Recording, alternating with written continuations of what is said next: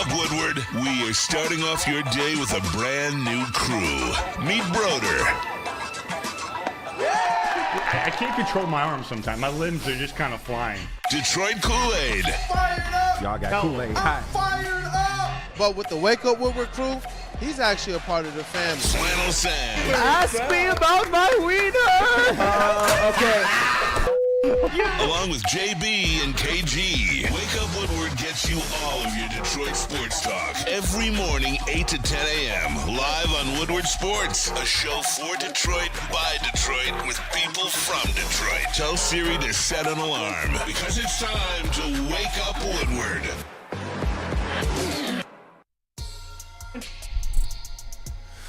What up, though, people? It's Wake Up Woodward. We appreciate you all for choosing to kick off the day with the Woo crew. And it was an eventful weekend in the city of Detroit. Man, some heartbreak, though. It's your boy Brandon, a.k.a. Detroit Kool-Aid, your credential Pistons reporter and writer for the network. Flannel Sam, the vet of the squad, the vet of the network, Red Wings correspondent, all sports knower. How you feeling this morning, brother? Mixed.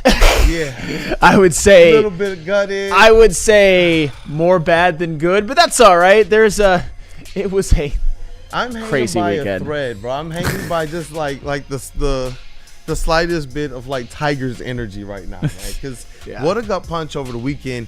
And you know what? And as it relates to the Detroit Pistons, we all know the 94-93 loss at the hands of the New York Knicks. And man, you know what? Like Spike Lee walked right past me when I was trying to do the post-game video. And then as soon as he got into like the little garage area where they're about to go to their cars, he and his crew just start cutting up and yelling, yeah, this is what we do. And I'm just like, are you kidding me, dog? And it was the scenes of it kind of being right there, the players not wanting to leave the court, JB Bickerstaff heated. What a moment, man. It's not the side of it that we want our Detroit Pistons to be on, but goodness gracious, man, this series has been a battle. Yeah, it's been a battle. It's just it's unfortunate the way that it ended on Sunday, and we're definitely going to get to that more in the second hour. It feels like when it happens on that day and you have to live with it and sit with it the rest of the day, it feels like the only thing that happened, but far from it this weekend. I'll just say that because there was a draft. And there also was a Tigers sweep, which was spectacular. And we'll probably get more into the draft than the Tigers today. But just a very mixed bag. And because the weekend was so jam-packed, I thought in the first segment we could do kind of a what happened while we were away, where we each give our favorite thing that happened over the weekend and our least favorite. But before we do that, got to tell you what's on the docket for today. We got a lot of draft talk in the first hour and a lot of Pistons talk at the end of the first hour and into the second hour. And hopefully today we can feature you guys. Later on in the show, we will open up the phone lines, and I'm sure you guys have a lot to say, and I can see it in the chat already that you guys are on one. And that's okay, by the way. Yeah, I say what you want to say. And figuratively, you're missing something, I think. What am I missing? Facial Oh! All right, well, I'll start off. Because I'm going to be a little bit – because obviously I'm going to make it unique to me, favorite and least favorite thing this weekend. My favorite thing is I got to shave my beard. And I'm going to get my hair cut after the show today. Shout out Riley Green for a big 3-run homer in Game 2 of this series. Was really the big blow of the game. Gave them a lead that they would not relinquish. Shout out Kyler Montero, by the way, and the bullpen, too, for holding that. And for the insurance runs they were able to get later on in the game. Shout out Spencer Torkelson for that. But my favorite thing is that I got a chance to shave my beard. My least favorite thing, and again, it's obvious, but I'll make it more unique to me, is the Pistons fans with agendas. I'll just say that. Pistons fans with agendas. You can criticize all you want. You can say that they didn't get it done. You can criticize Cade for that game, but the way that some people are acting is kind of disgraceful, quite frankly. We'll get into that more, but I just wanted to touch on it, that's my least favorite thing. Yeah, I can't wait to get into that because I know exactly what you mean, man, and we'll talk about it later. But as it relates to the least favorite, it was that the Pistons game. It being there was wild. Shout out to Spinny, shout out to Travis, who are also in the building too. We got some content But my favorite thing, it was being able to probably chill with the bros, man. I don't know if y'all can see some of the content, but Spinny hit me up like I was about to just go home. He was like, "Bro, I'm at second best bar, man. I need somebody." I was like, "Me too," you know? I was like, "Bro, me too." I saw that. So I hit up Trav, because Trav was like, "Bro, I haven't moved in the parking garage. Like, I'm stunned." And so I was like, "Yo, walk over here to UWM garage. We'll walk over to second best bar." And we just chilled out. And it was pretty cool, man. We had some people drive by say, "Hey, you guys are the Woodward Sports guys." And so it was like little things like that, the camaraderie, to try and pick us up, man, as brothers. Like the stuff that we do on a day-to-day basis as well. That to me was some of the best, man. And we got to talk about, obviously the Tigers and what they're doing. Break down the Pistons loss through our emotions, which was dope too. But overall, obviously, that the loss is going to be what was the least. But being with the fellas, seeing Woodward Sports have a really, really good weekend between NBA playoffs and NFL draft was dope. And I don't know, man, just good vibes overall with the family too. Hey, fair enough. There's a lot of good, a lot of bad. We'll talk about it. JB Smoove, favorite and least favorite thing of this weekend?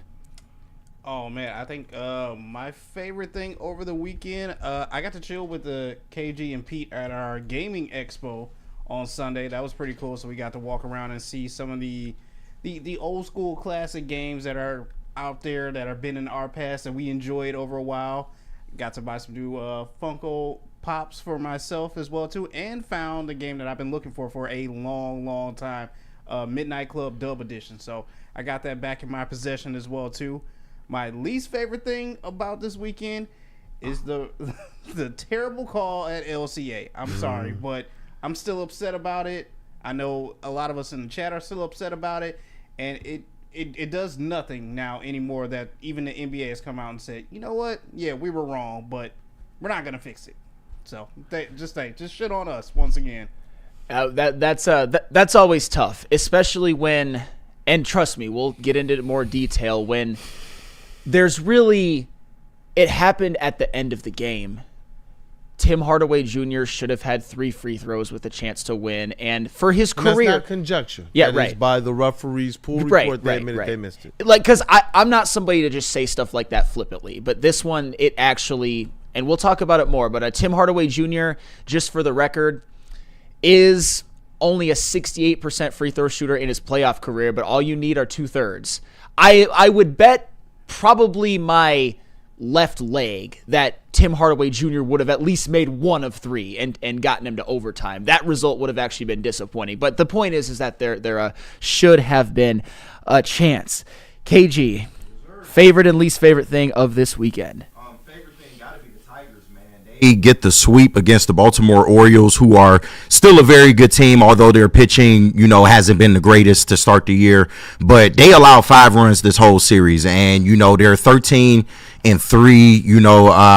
over the last 10 games, and just they look so good as an offense. And the pitching, we all know the pitching was going to be good, but you're just happy seeing that the Tigers are definitely a very, very good team. Of course, the Pistons game yesterday, probably the worst thing. And I'm not putting it solely on the refs. I think 2 things can be true in this regard, much like game 3 and the explanation I had for that. But that call at the end of the game, absolutely atrocious. And what pains me is that the refs get no repercussions for things like this. Missing calls that obvious in a playoff situation that's literally not just deciding the game, but deciding the series pretty much. I think that's garbage, man. But overall, you like that the Pistons continue to fight in this series, but there are things that they could have done along the way to maybe help their cause a little bit. But it sucks, man. You hate to see the game like that end the way that it ended, especially without Stewart. Yeah, that's sweet. That's my thing. It's like that's sweet for them to be literally going. And I know we're going to talk about that more. Blow for blow, basically punch for punch, pound for pound with the Knicks, who have those 2 candidates. And it's coming down to end of game calls.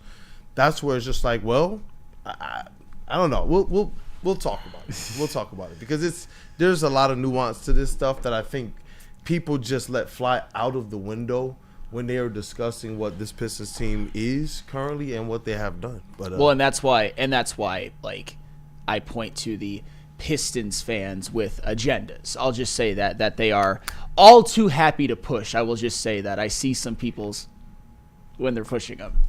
I'm just saying. I haven't even opened up the chat. It's not as bad Not as you yet. think. It's not as bad as you think. No, it's really eventually, not. but- It's really not bad. Let me get But it now. but I've been there before. Trust me. And sometimes it's actually better for me. It probably would have been better for me on a show last week, but what's done is done. What up, though, Willie B? What's that least in favorite of the weekend, man? Your energy over there looks so conflicted right now. And I got text messages from my homeboys a little bit, steam, but that's another story. And the scene, awesome. My buddy Chunks, one of the best pets ever. And I'm just telling you how things. That's ridiculous how the call is, and that's ridiculous how that call in the cave for Tim Hardaway Jr. Like you missed. It's a foul, and you didn't call it. I mean, seriously, that's out of pocket, and that's out of pocket of the refs. And they was coming back. That's back-to-back games when they lost by 3 under 4 points. And the Pistons, they could have did better. And I feel bad for Jalen Durant getting cooked by the softest center, but very talented Karl-Anthony Towns. I can't hate on that. Give credit to school. He gave him 31. He averaged 30 against Jalen Durant. But I'm just you got to go out there to fight, and they feel like they quitting. I mean, what gives? You got to go out there and fight to get what you want. What's that dog mentality? We lost. Beast Stew is a factor, and not having him and not having Jaden Ivory. If they two was on the floor, it would be a different story. Yeah, I told somebody too. Like, obviously Jaden Ivey would, but I almost remove him from my equation. Stewart's the one who going into the series. If he got hurt before it, I would have told you Knicks in 5 or 6. I promise you that. We all said that Stewart was going to be one of the more impactful players in this series because we saw him be one of the more impactful players during the regular season against the Knicks. So it's like, things change, and then you needed this team to play more close to perfect, which is going to be a recipe that not too many teams in the league, even the 96 Bulls, they couldn't even quite do. But they did win a championship, so shout out to them. Shout out to them. But I think we got to talk some draft because I love how nobody even mentioned that as their favorite or least favorite because everything just seems so fresh with the Pistons. But I feel like a conversation about it will help to move that needle one way or the other because what I do know is I think that there's just a lot to dissect. Everybody's conversations and feelings on both sides, but I don't know, man. It was an interesting, very interesting draft. I can't wait to see what the ball knowers have to say about it. I got my thoughts too, but I saw you were cooking up some stuff, Flannel. Oh yeah, got lots of stuff in Slack, making JB Smooth's life hard, but I will get you back. I mean, I will not get you back, but you know what I mean. I will do you a favor back. Wait. Oh, man. Come on. I can't say nothing. Just go to break, big dog. Just go to break. Please. It's Mad Packs. Yeah, it is Mad Packs, man. And if I can use something after that atrocious fucking call by the NBA, it's Mad Packs. Man. Mad Packs is the hottest new cannabis brand, and they are partnering with your boys here at Woodward Sports. You know what that means. I am going to be feeling good after this BS that the NBA put out. I'm going to try to feel good anyway. Mad Packs is going to take your game to the next level. High Low is getting you high for the low, delivering top-tier quality at unbeatable prices. I'm sorry, y'all. It's going to be low energy. Boom shakalaka. Boom shakalaka. It's a live resin infused tarantula. This one's the bomb. Brother. Blizzard Packs, THCA, Moon Rocks that hit like a blizzard, coming to retailers next month. Stay tuned to Woodward Sports for all the latest updates. How do people feel about getting a Planet Fitness membership for $15 a month? How do they like working out in a clean and spacious gym that's filled with equipment for every workout? And how about free fitness training in the judgment-free zone that leaves them feeling energized all day long? Join Planet Fitness today with the free PF app, online or in club, and start getting that big fitness energy for $15 a month. Big injuries, big news. Twice a week, Dr. Jeff Pierce from Michigan Sports and Spine joins Woodward Sports Network for the Injury Insider Report. Big D Energy Tuesdays at noon, and Ermanni and Edwards with Maz Thursdays at 3:30. Get expert analysis and in-depth breakdowns on the latest sports injuries from the man trusted by top athletes in the community, like D-Mac.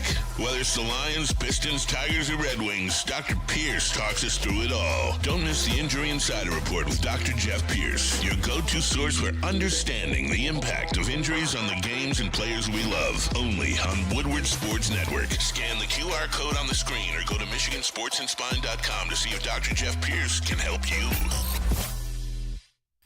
No one gives away more cash and prizes than Woodward Sports. You don't believe us? Here's our latest $10,000 winner. You know, you guys posted, hey, if you guess all this stuff right, we'll give it's $10,000. I'm like, okay, well, why the hell not? And the winning doesn't stop there. How about our Outkick Your Coverage winner? I think you will. We got Tully, everybody. This guy's got a hot girl. Bigger prizes, bigger giveaways, cash, merch, tickets, and more. All from the biggest sports network in Detroit. No one does it bigger and better than Woodward Sports. Make sure you're following, liking, subscribing on Instagram, Facebook, X, and YouTube for your chances to share in the winning. From Detroit's #1 sports network, Woodward Sports. Official sportsbook of us here at Woodward Sports. Do yourself a favor, scan that QR code on screen, use code word Woodward1000. You can deposit up to $1,000, but all you have to do is place a minimum of a $20 bet, and if it doesn't hit, Caesars will throw it right back into your account with no questions asked. Hey, if you bet on the Pistons this weekend, guess what? That 20 is going right back into your account once again, so you can spend today. Caesars Sportsbook, the official sportsbook of us here at Woodward Sports. Do yourself a favor, make some money tonight. What up, though, people? Welcome back. It is Wake Up Woodward, and we got a TLB word to our brother Broder. What up, though, KG? Talk Lions, bitch. Hey, let's get into it. And you know what? There was a lot that people had to say about this draft. I know we talked a lot about Tyleik Williams on the Friday show, but we had more rounds where we believed Brad Holmes is going to absolutely cook up. He might trade back. He might get extra picks. He's going to make sure that he goes edge from here. Trench work. And there were a lot of people who were split about how this draft came about. There were some people who thought that he was kind of thumbing their nose at him by taking an edge in the 6th round.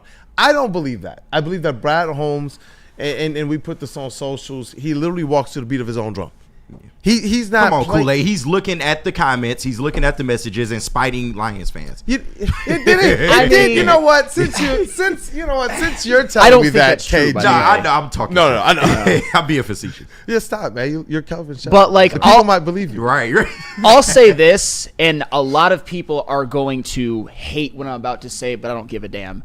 Nobody thinks that they should be the unquestioned master than Brad Holmes himself. Starting to think that man doesn't have a humble bone in his body. Oh, but that's fine. He's a great GM. He's a great GM, but like nobody thinks that he needs to be the unquestioned master that you bow to than Brad Holmes himself. Flannelangelo. Yes. If you engineered this turnaround with the Lions right now, even without the Super Bowl, You feel the same fucking way. I do the same thing. You No, of all people would feel the but same fucking way. why in interviews dare you? is like Dan Campbell saying stuff like, we need to be better, we need to do more, and all Brad Holmes was doing, you saying that because Aiden was hurt? Oh, you guys want edge help, you dumb. Well, it depends on fuckers. where you catch him at, because he did a sit down with Dan Miller that released last night, and he also said that their roster, while it's very, very good, is still a work in progress, and there's a lot of ways that they can still improve. Okay, fine. So- Then I retract what I just said. Yeah. Fair enough. It depends on where you catch him at. All right. Fair I enough. feel him. It's the smugness, and while you're winning and while you're having success, it's the component of it that you're like, you know what? I like that. If it's there and you're not really having that success or winning, then it becomes like, hey, all right, let's move on. But with Brad Holmes, what's given him a lot of success throughout all this time with the Detroit Lions, because it feels like just yesterday we were talking about his start, and now you're getting into 3, 4, and 5 seasons. It's largely been because of that. He's blocked out the noise. Well, he doesn't allow the noise to influence what he's going to do. I would like to say he blocks out the noise, but he gets found on the podium and he actually addresses that type of stuff, which shows that he's at least locked in. Remember they went on and they were talking about some of the stuff we were doing here after Lions victories and such. So we know that they're locked in, that they're tapped in with what's going on in this community. But Brad Holmes is, and this is what my biggest takeaway from this draft. His only thing that he wants to give the fans is a winner. He's not trying to satisfy what I want in the draft. He's not trying to satisfy what Flannel wants on this draft. He's not trying to satisfy what you want. There might be times where these roads do, connect and they cross. But with Brad Holmes, this picture is one in which when he told us, hey, look, Jamison Williams became a need, but he wasn't a need when we drafted him. There's a lot of people out there right now who is talking about J-Mo. But at the time, they were saying his name for different reasons when they first drafted him. And that's the component of it where I'm just like, okay, Brad Holmes has cooked this up to this point to the tune of, you couldn't have convinced me before the season this team would have went 15-2 with all those injuries. You couldn't have convinced me that. I would have told you, as much as I believe in the Brad Holmes and the Dan Campbell way, listen, man, my favorite drink at a certain point in time, you keep pouring out the bottle, it's going to run out. Yeah. With this team, that didn't happen until literally you get to the playoffs, and you still had a chance if your quarterback probably just doesn't turn the ball over. That's my thing. So it's just like, where do we get, when we look at when we look at the draft and what he did in this draft, that's where I just say, you know what? I do believe he cooked for now and for later. That's fair. And I'm not at all upset with the draft. I have some questions, but we'll get to that later. But let me just ask you this, Bern. The guys Sam hates usually turn out to be all pros. Who do I hate that turns out to be an all pros? I must have missed that all pro team that J-Mo was on. And for the record, I was never a J-Mo hater, but I'm not mad at you if you attribute that to me, but Cade, you were the biggest Cade hater. No, I'm just big time. Hate them all. Big Amon-Ra St. Brown hater here, but no, I'm kidding, obviously. But all right, so I want to start out with what we're doing with looking at the positives of this draft, because there are many, and we're not going to go over Tyleik Williams again because we did that on Friday. This is more specific to what happened over the weekend, because we all know that the Lions have done a lot of their heavy lifting under Brad Holmes in days 2 and 3. Shout out Amon-Ra St. Brown and Kirby Joseph.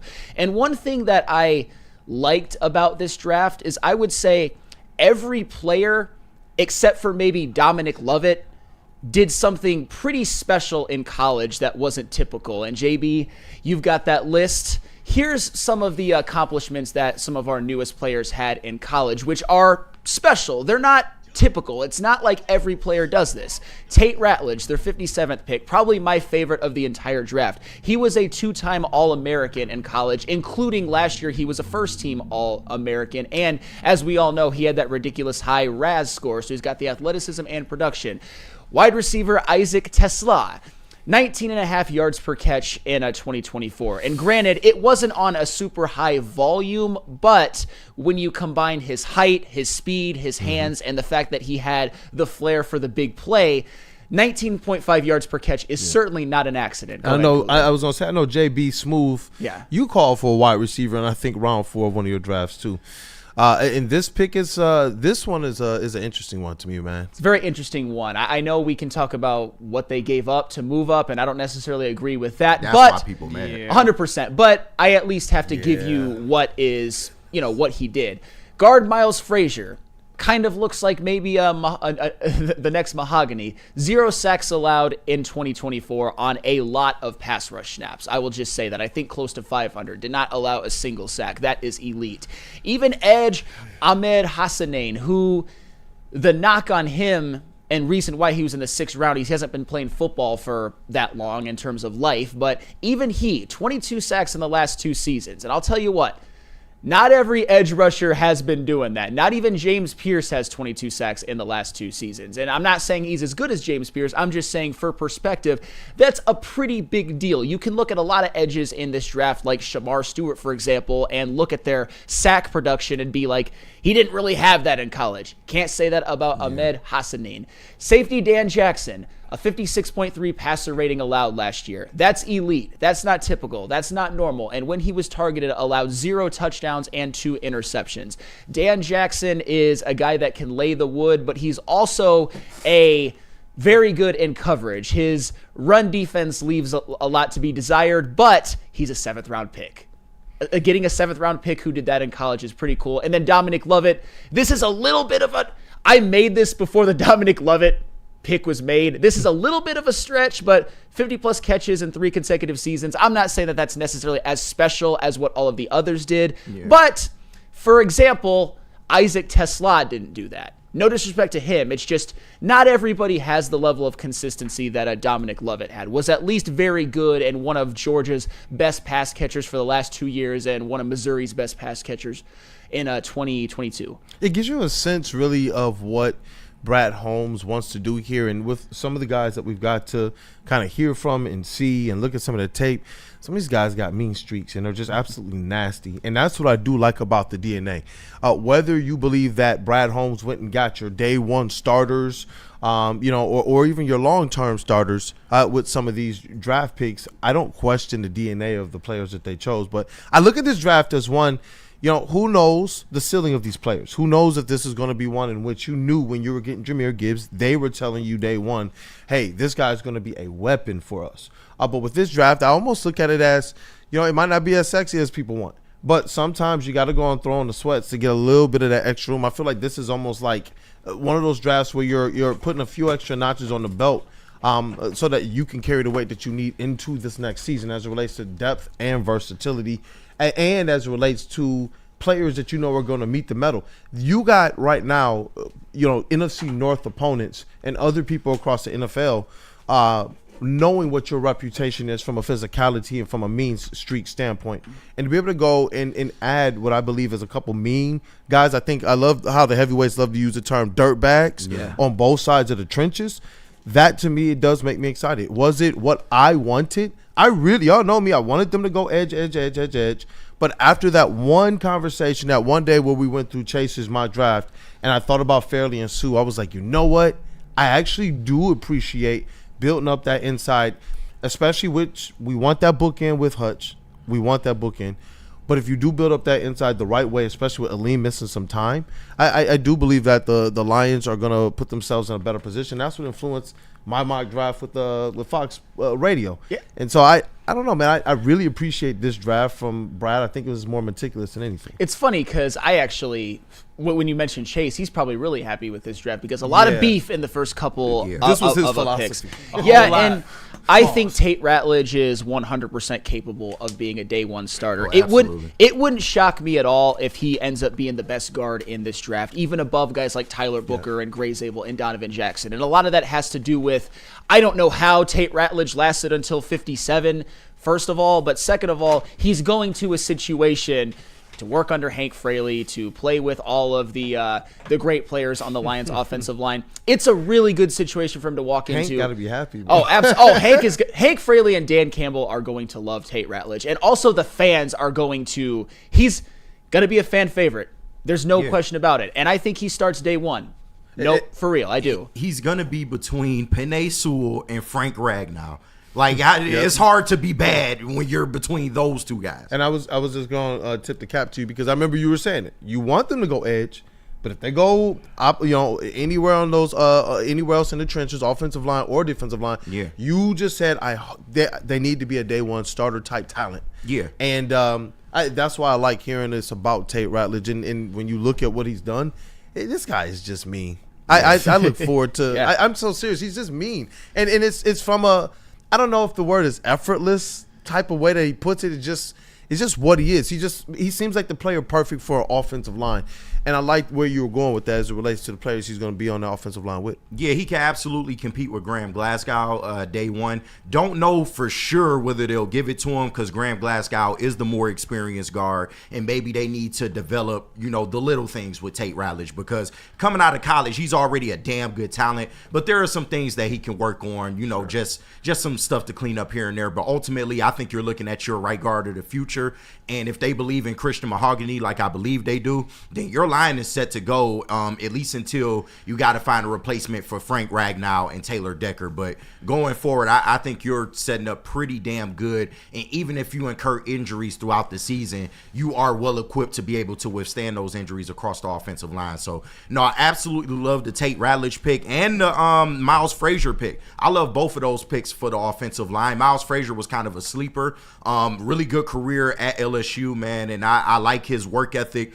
And that's what people got to realize. Like, the Lions, they don't look talent first. And I know that's crazy to say because they're a football organization, but they look for people that fit what they want to do first, and the talent is secondary.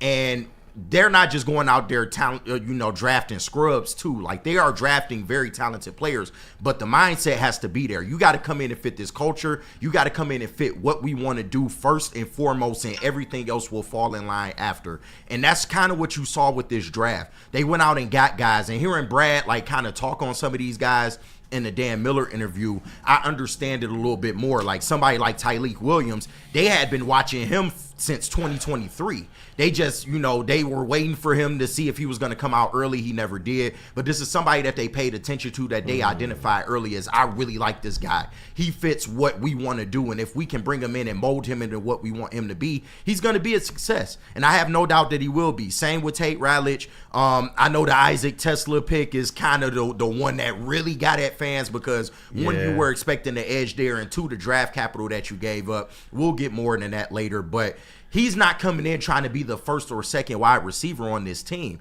You do have to take into account Tim Patrick. While he's here, he's been great. He's only here for another, 2 years? And then you have to recycle and try to find who's going to take that mantle at that position. I think he can be a perfect fit and also play wide receiver 4 in the meantime while you wait for that to happen. Ahmad Hassanin, I'm surprised he fell that far because of his production at Boise State. And I get it, it's Boise State. They don't always see the most talent, but when you just look at his numbers and the type of guy he is, I see why the Lions fell in love with him. I see why the Lions waited. He's a monster, bro. Exactly, but this plays more into what we were talking about. This draft was so deep at the edge position and defensive interior position in particular, that you could afford to wait. Now, I know he waited a little longer than what fans wanted, but you did come away with a guy that looks like he's going to be able to come in and do some things for your team. Maybe you still go out and pursue, Zadarius Smith. But if not, I mean, I'm willing to roll the dice with what we have right now. So overall, I'm not mad at this draft. I actually saw a lot more positive feedback from the fan base about this draft than most. You just got to realize it's not sexy, and it's a draft in order to keep us to keep our strengths the strengths. I was gonna say necessary, because there were times last year, especially as we got down the season stretch, and obviously injuries had a lot to do with this, but sometimes those strengths didn't quite look like the strengths that we had seen them be in the past. Yeah. And that to me was one where I'm like, you know what, there was some duress, a little bit more duress that we saw golf under as well, that I would like to see be different and be better. And if you're going to go and make that type of investment on that line, especially since this has been a question mark the previous 2 off seasons, what are we doing with right now? What are we doing with Decker? Where is the offensive line tending to? Because it was this mix of, high potential and to be a star, which Penei Sewell is, and kind of the old guard. Now you're in this position where us as fans, learning to be fans of a team with Super Bowl expectations, now we're seeing Brad Holmes do things that I don't think that we are necessarily comfortable with. But it is, like you talked about, KG, to make sure that this team has the ability to be a good team long term. And that's where I believe one of the best words for me about this draft, I think it's just necessary. Yeah. It's almost like using the money to pay your bills. Right. Rather than, exactly, you know what I mean? You're going to actually buy the groceries rather than go out to eat necessarily and try and get that steak. And because I'll be fair with you, sometimes, and Quinn Kool-Aid will tell you, we've gone out and gotten that steak, which could have been the edge rush, and it wasn't quite up to it, man. Yeah. And we say sometimes, dang, we could have did this better ourselves. Yep. Mm-hmm. And that's where when I look at this draft, that's what I see it as. I think Brad Holmes just went and said, I'm going to cook this up myself.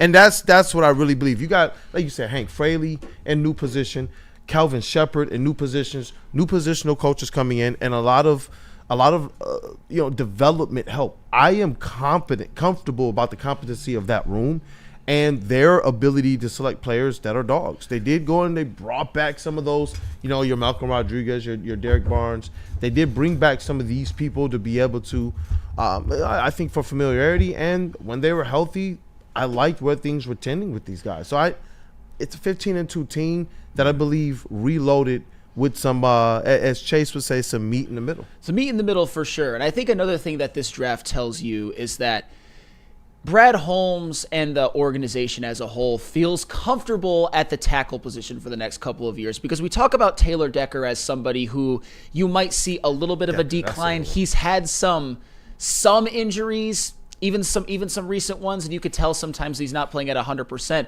But at the end of the day, he's still under contract for a couple more years. The Lions extended him not that long ago. There is a stockpile right now in the Lions organization of guards. When you look at what they just drafted, Tate Ratledge and Miles Frazier, they are not hybrids. They are meat and potato guards. Yeah. They did not play anything but guard in college. I mean, for all intents and purposes. I think Tate Ratledge, literally. And I think they're looking at that as what a lot of us saw. Graham Glasgow, can't really depend on him if you're talking about a Super Bowl organization, and certainly not for a long term. Christian Mahogany, we all know we liked what we saw, but it was in a very, very, very small sample size. Colby Sorsdal, I don't think they really believe in him. Giovanni Manu might not be ready. They want that beef in the interior, and I don't necessarily hate it. It's not necessarily just because of the philosophy.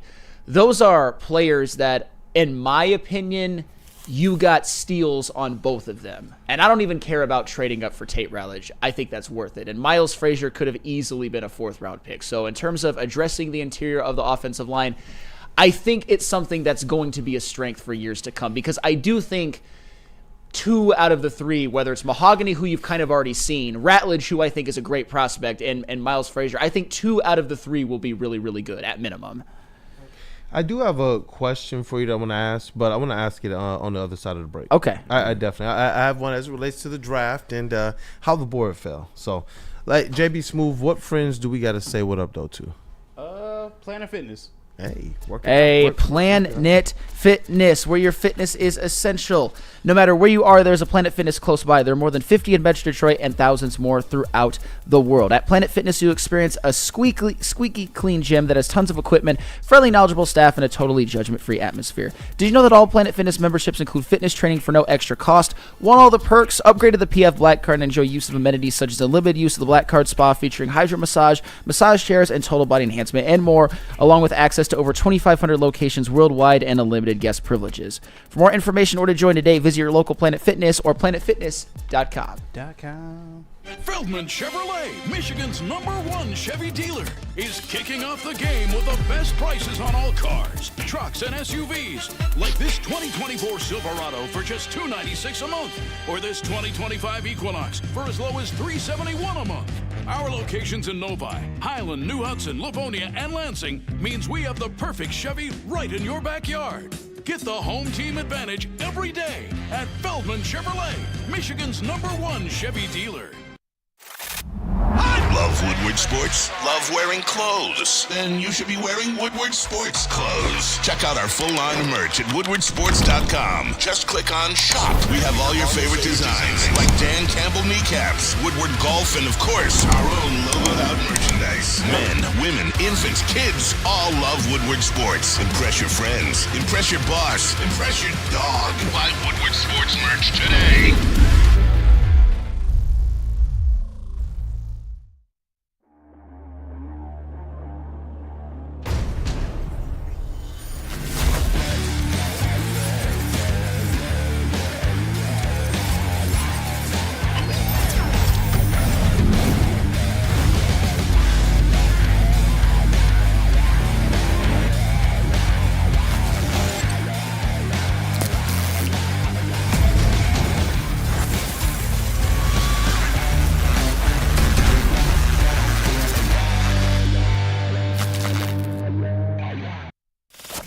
We don't like to brag that we are the toughest sports network in Detroit, but we do have a guy named Darren McCarty on our side. Woodward Sports. Hey, we are dropping new designs every single week for you in the Woodward Sports Shop. All you got to do is head over to woodwardsports.com and click on that shop tab. New designs every single week. But I got to tell you about the ones we got up on screen. The Woodward Tigers gear that we got right now that you should be supporting them when you're down at Comerica Park. And you can't forget about the LFG Red Wings. I know they let us down this season, but trust me, you still got to support the team. LFG Red Wings t-shirts and hoodies available for you right now. All you got to do is head over to woodwardsports.com and click on that shop tab. Hey, what up, though, people? Welcome back. It is Wake Up Woodward. We appreciate you all for kicking off the day with the Woo Crew. I see you, Weezy. We'll talk about this later. I just pulled up. Did the crew apologize to Cat and put respect on his name? Did he play against Stewart in this series? Right. Okay. I mean, I've always been respectful of Cat for the record. You got to give him credit for these last two what? games. No, you were the one on the show saying F Cat.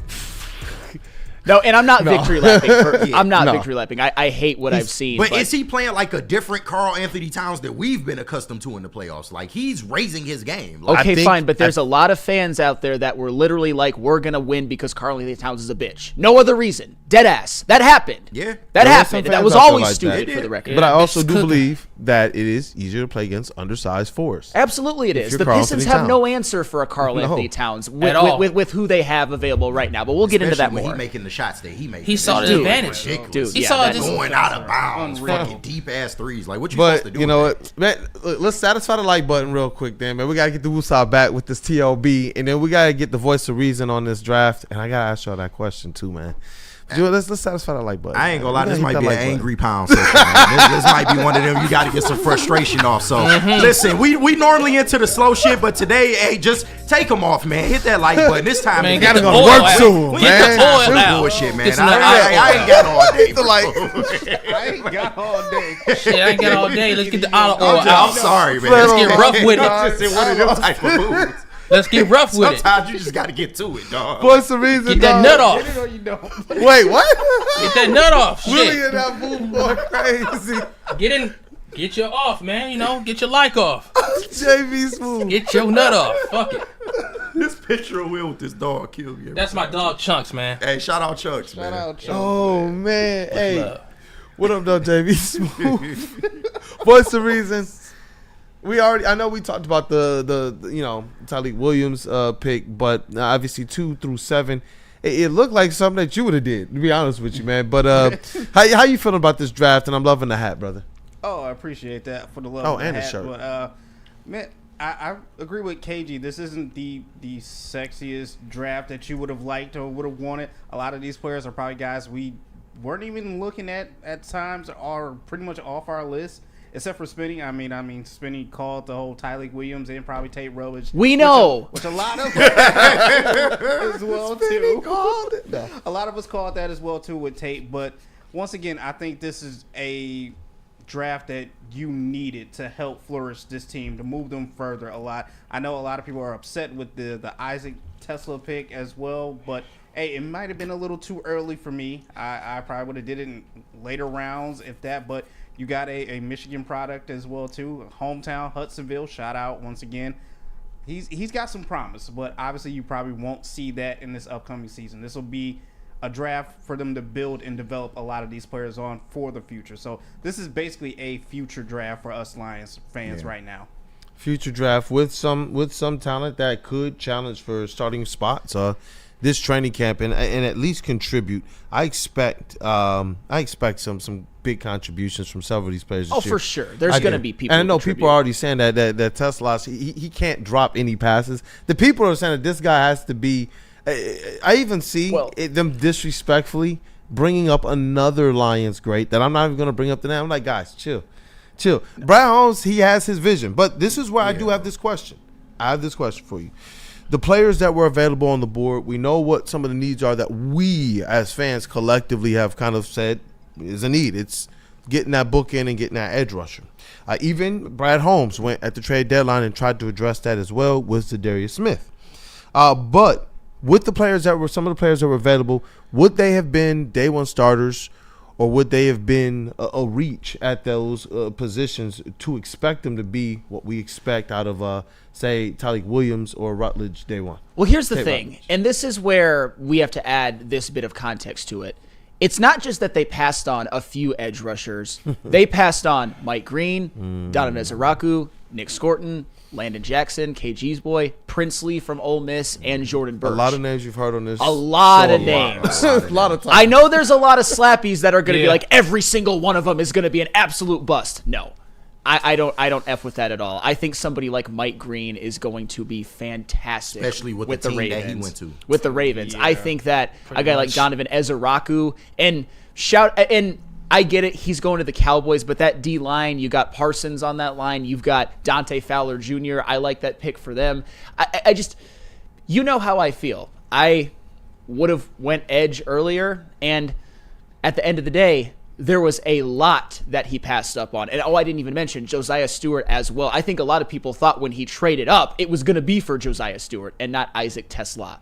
So at the end of the day, I mean, if the pass rush falters at all, Brad Holmes is going to have to answer some questions. He's not done. There's still a lot of offseason, but at this point in this draft, I personally do not think that they did enough to address the edge rusher position. I will elaborate on that a little bit more in a sec, but I want to get your guys' in on it before I really elaborate. That was a different one, because even when we did the media draft thing, shout out to Matthew Broder for that, because he usually does it every year. When I did go with Kenneth Grant and go with the interior, my next several picks, 1 or 2 picks after that, would have been edge. So it was interesting to see what Brad Holmes did in this draft, and to know some of the players that we actually broke down on the show. And we didn't even think, we thought to some of these players we might have to trade up to have an opportunity to even draft. That's where it was just like, man, oh man, oh man. If these players, even if they weren't day one starters, even if they're rotational players who could help bring the heat alongside a Tyreek Williams, this is after you're bringing in a Tyreek Williams. That to me is where I thought this is the perfect opportunity to go and pair up another young, promising defensive line player, in the edge, with a Tyreek Williams and with Aiden Hutchinson, allow Aleem McNeil to get back healthy. And what if Aiden Hutchinson needs just a little bit with of a rotation or a tandem or something as he's getting back from a pretty bad injury as well. So I did believe that there was an opportunity there to be able to address a couple of what at least we perceive as some issues or some needs.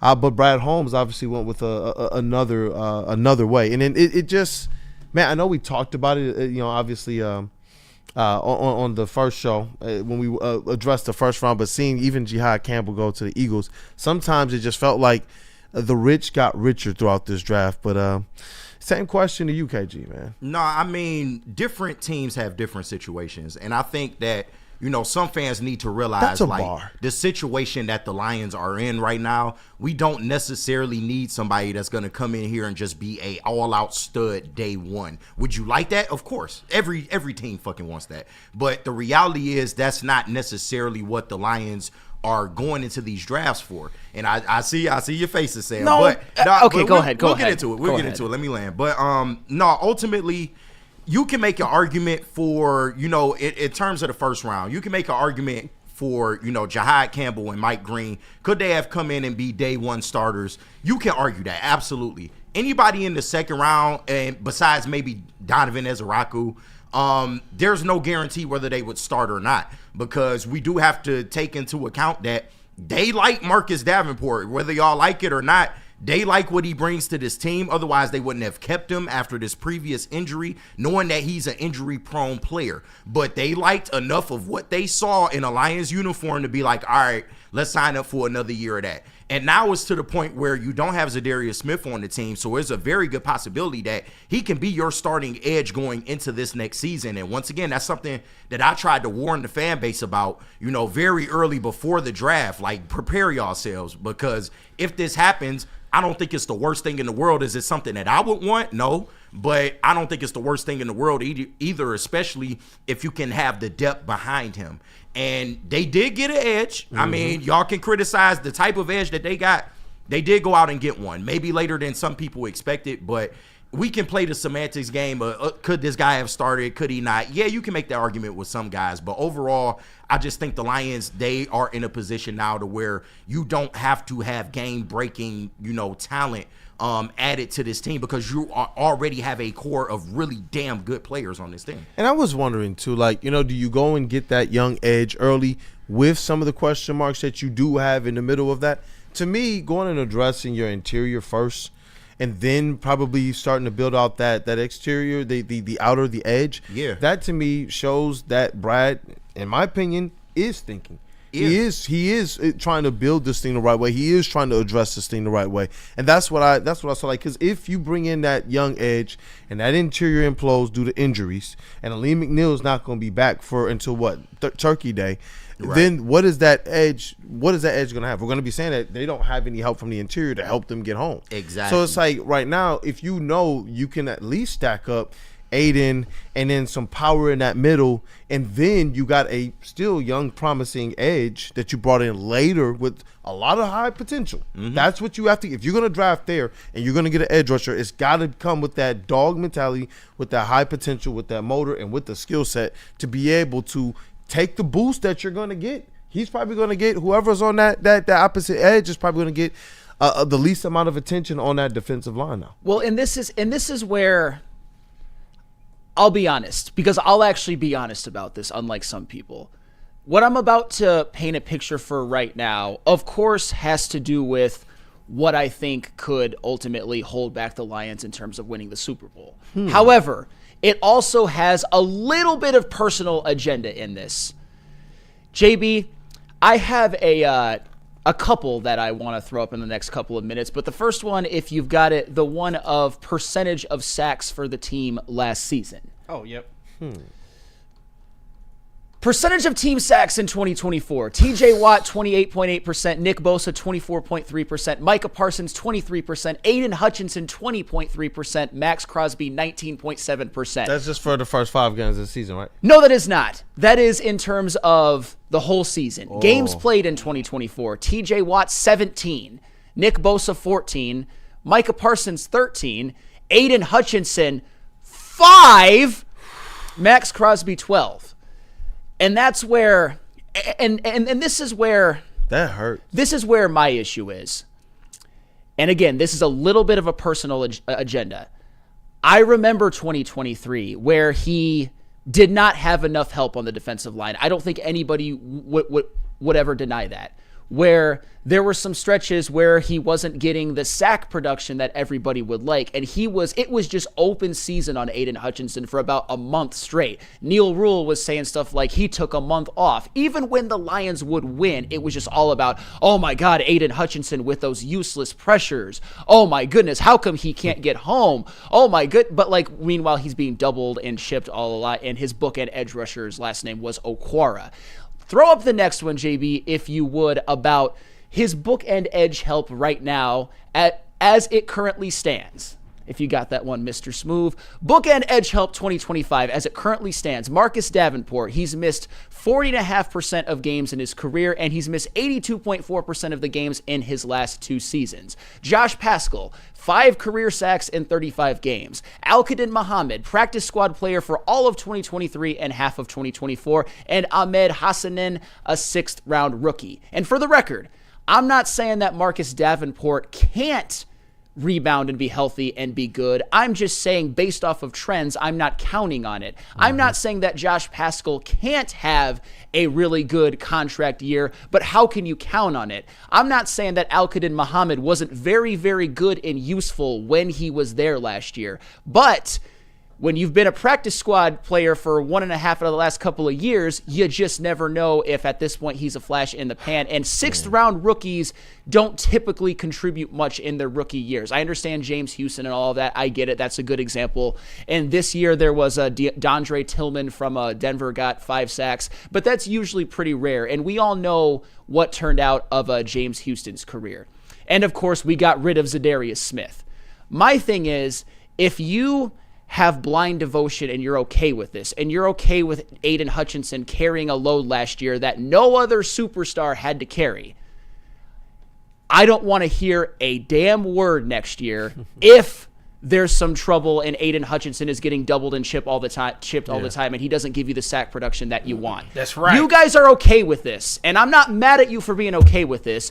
Just you're basically saying Aiden Hutchinson coming off of a broken leg, you have to carry this pass rush, or you have to expect a lot of these guys to break some of their trends. It's just go easy on the guy next year. If this is all he has, that's not as much as other people have. I'll just say that. Yeah, and I agree with you That's as it relates right. to the expectations. When I try and look at this with the Brad Holmes thinking cap on, there's been some seasons where he went in and really relied on his draft picks that a lot of people didn't think were going to be able to make those progressional jumps. And some signings. Even when I look at just the linebackers as kind of the precipice of that, they've represented that. A lot of people that there's not a lot of high hope or expectations from outside for Jack Campbell. There were a lot of people who were questioning why that pick and why then.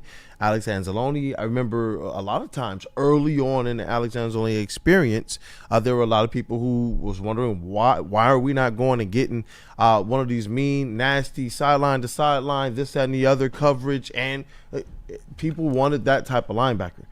But now all of a sudden we're a 15-2 team, and we see just how instrumental those linebackers were, despite everybody else around them falling off like flies. And then when Alex Anzalone got hurt, we saw it there too.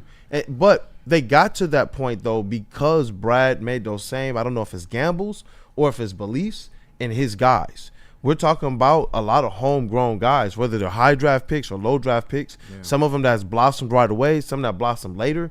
And I do believe that they're in a position right now where that might be what they're seeing. Even if I agree with you, would I make the decision that way? No. The trends say you can't necessarily trust it, but I don't know what trend they were trusting with J-Mo. There were some flashes that you could see, but you saw it early on too. And anything he did was already big play, but was he going to actually cash in on this and do everything necessary to get there? Even when you look at guys like Jack Campbell, and even for a slow start to the season, even a Jahmyr Gibbs, who we knew had some talent, but there were some people who were not sold on him, especially early on. And so that's where I'm just like, okay, I'm trying to, and for everything we could say that worked out for Brad Holmes, of course, there's some misses that I know definitely influence what a lot of people feel. Because at the end of the day, we've all been in unison, like one choir singing the same note. We need pass rush help. We need pass rush help. The pressures are not enough. Aiden Hutchinson, to Flannel's point, has gotten a large portion of criticism for not turning these pressures, these top of the league pressures, but are you the top guy at sacks? These were the things that people are saying, oh, he has to get better at this. But that is indicative of what they have or have not done to address that bookend and to make sure that even if you're addressing the interior, is it people who are going to play? What I liked about the draft and what you highlighted, some of it was the consistency aspect, the availability aspect of these people just being there, and you wish you could have gotten it in some of your more higher round picks, but from what we know about Brad, I just, some part of me feels like he's not done this offseason getting or at least addressing that defensive line. I hope not, because and this is my final point. I'm not saying that the Lions can't win a Super Bowl with the defense is currently constructed or the edge rusher help. I do think it would behoove them to get more, by the way, and I think they should have got more in this draft. But my main point, and this is where, again, I will actually be honest and say there's a bit of an agenda.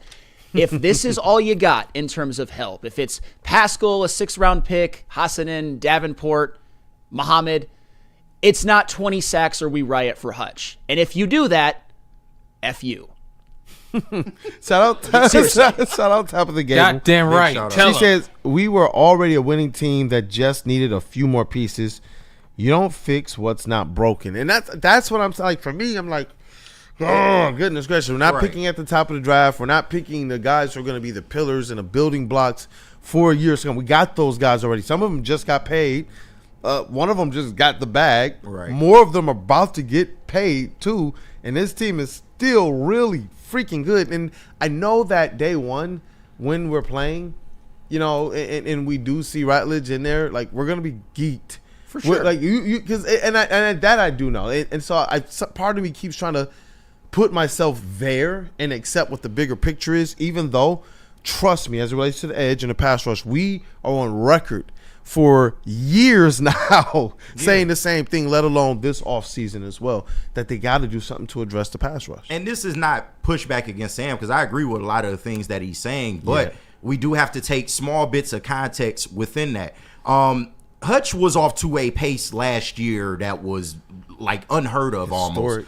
Almost. 7.5 sacks through 6 games, bro, and unfortunately he got hurt in that Dallas game, but he did that with a lot of the same pieces that are on this team right now.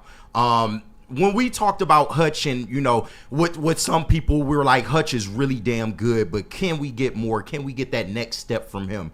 I think that was fair criticism. And when you look at what he was able to do last year before the injury, I think that, you know, some of the people that were saying that are kind of correct in that regard. Hutch did need to take that extra step up and just add that little bit more of juice to his game. And it's just unfortunate that that season got cut short, because it really could have been something special and something that, you know, maybe we had never seen as Lions fans. But at the same time, you did that with a lot of the same pieces that you had, and even minus Marcus Davenport, who got hurt within the first couple weeks of the season. So when you take that into account, I do think in a lot of ways the Lions have enough. And when you look at some of the numbers that Sam put up, I get how that can be, you know, it can make you distraught as to, you know, why don't we have some of that type of talent? But you also have to take into account guys like Max Crosby. Yes, he's doing what he's doing, but look at the team he plays for, the Las Vegas Raiders. They're not going no fucking where. You look at somebody like a Joey Bosa, the Chargers. Yeah, they're cute right now. Not really that good of a team right now. You know, just some of those players on that list, you do have to take into account their whole situations. And when I look at the Lions situation as a whole on defense, we're not missing a lot. We are not. And even if you were to add even marginally to the edge rusher room, I feel like this team would be very much improved. But what Brad values is the middle. It's the trenches. It's stopping the run. This is why you got the draft that you got. He values, you know, and especially when you look at a lot of the guys that are coming off the books for next year in the Aleem situation going into the season this year, this is why maybe he favored the trenches over edge. Does he value the edge position? Yes. I just don't think he sees it as us fans see it. And of course, us fans see it as, hey, it's been years. We can't stop mobile quarterbacks when it matters. Why the hell don't you get an edge early? Why don't you get multiple edges early? I think he values it. It's just different, like in terms of what the fans think on his priority list from what we think. That's all. Dr. Mario says, you guys do know the pass rush can come up the middle, right? Philly in the Super Bowl showed us that. Well, no, we talked about that, and that was that's why we also shouted out you know, our colleague and our friend and our brother Chase, because that's what kind of started that conversation. And we all talked about if certain interior linemen, defensive linemen, fell to the Lions at 28, that we would be definitely okay, and it would be some pick options, just because we understood how this would boost things.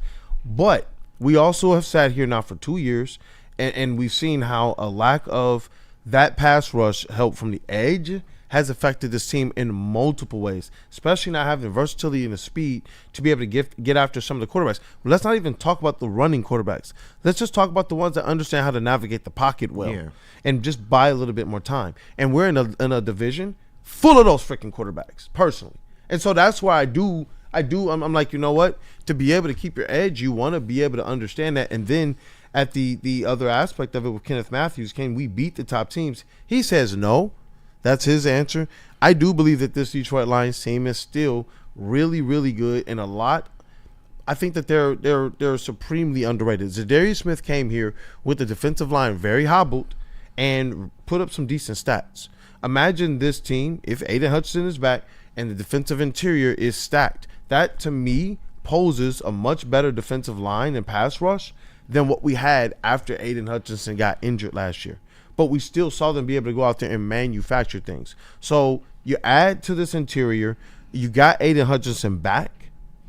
This is supposed to be, at least on paper, a defensive line that can take a step forward and help out whoever is on that other bookend, whatever the rotation is over there.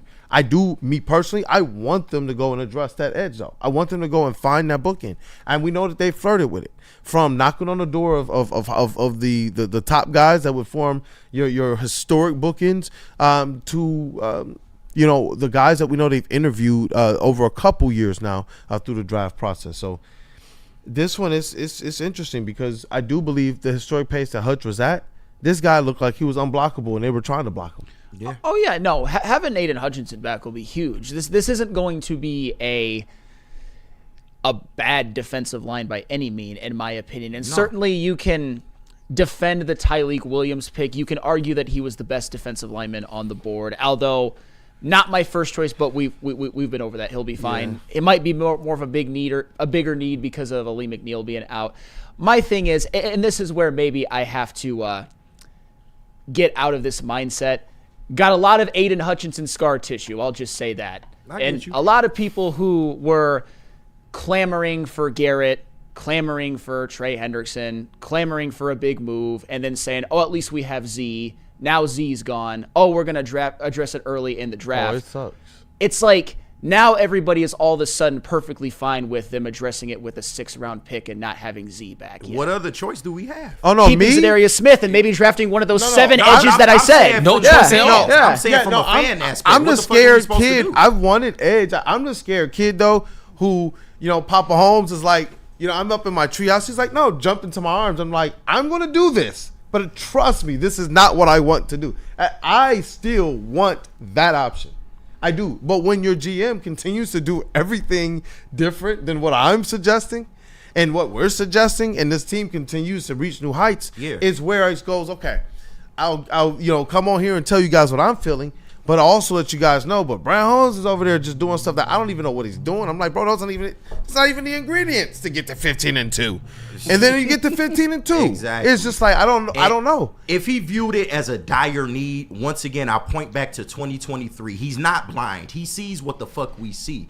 If he felt that this was a dire need that needed to be addressed right the fuck away, we would have saw what we saw in 2023 when he loaded up on corners. Remember when we all had the worst secondary in the NFL and we lost a playoff game because of it? He addressed that room with a urgency that we had not seen to that point.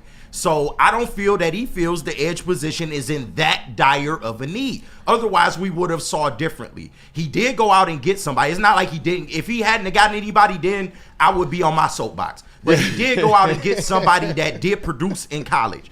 So with that being said, and with, maybe free agency still looming, a lot of things can happen between now and camp. I'm cool. I'm being patient. That's all. What a name for this! What a name for this statement! And I'm knocking on all Grim.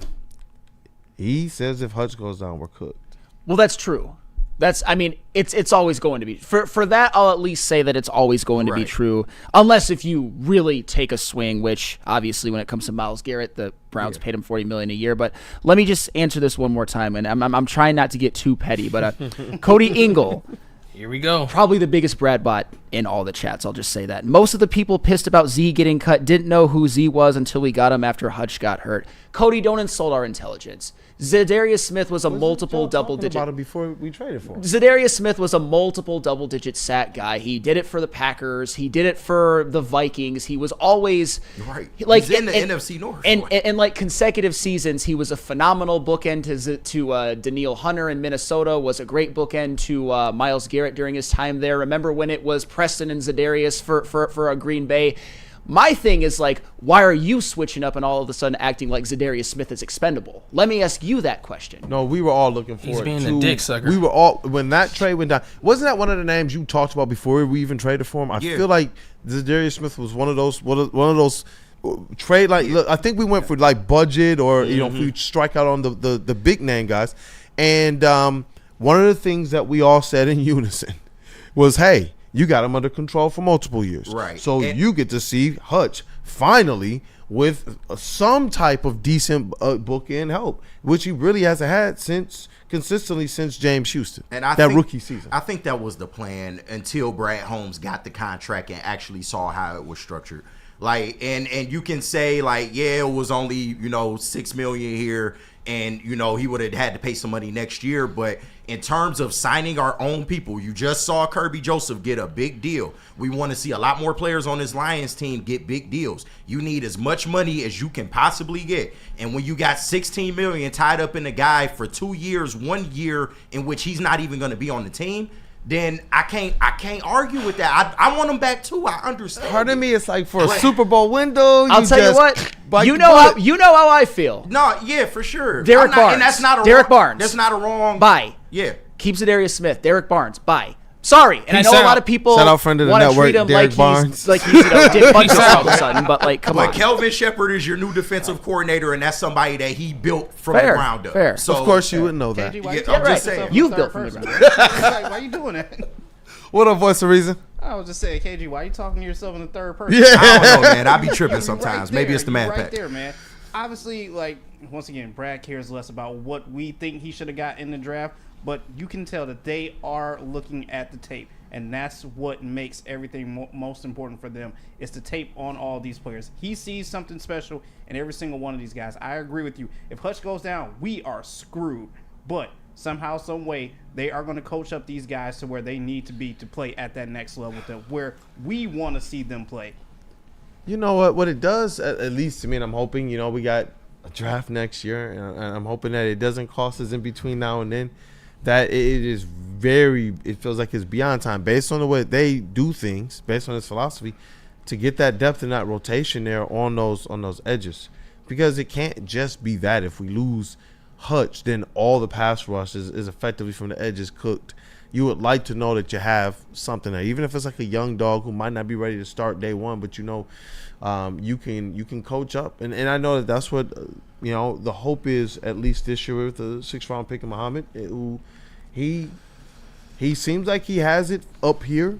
Yeah. We've seen at least on the field he can perform, and now it's got to be something that not only translates to the NFL, but the development that they're going to have to go through to get them ready, because they're going to need that. In my opinion, it becomes a necessity that he is ready to be part of the pass rush rotation. Yeah, to start the season. Not that he has to be somebody who can go out there and play the heavy starter minutes or whatnot, but right. I continue to agree with Flannel on the one aspect of we've seen a lot of these mobile quarterbacks kind of burn us by being able to be agile in the pocket and really be able to burn the pass rush.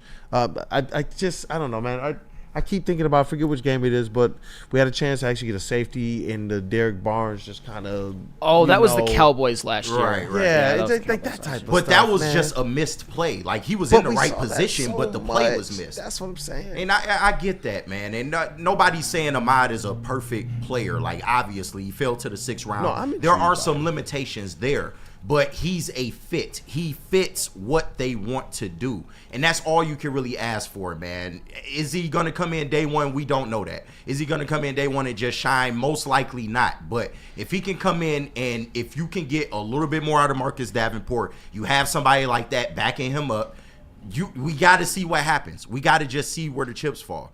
But that's all we have at this point. We can't make the picks. Yeah, we got to live it down. And it is first world problems at the end of the day. But I'm living and dying with about my GM that got me to fucking 15-2 in the number 1 seed. Oh yeah, and the NFC Championship the year before. No, I that's have no definitely choice. it. But I have no choice. What I'm glad that is that we're able to at least have the conversation and talk about it. It definitely as fans, as media, and chat family alike, to be able to sit down and parse this thing, and to be able to see the vision, because I think as fans, like we keep talking about, learning to be fans of a team with Super Bowl expectations and seeing even how Brad and his focus has shifted, because now you're not picking in the same places that you once did before. Now your cap space is looking a little bit different because of the long-term commitments you're making to some of those players you've previously drafted who are now the cornerstones.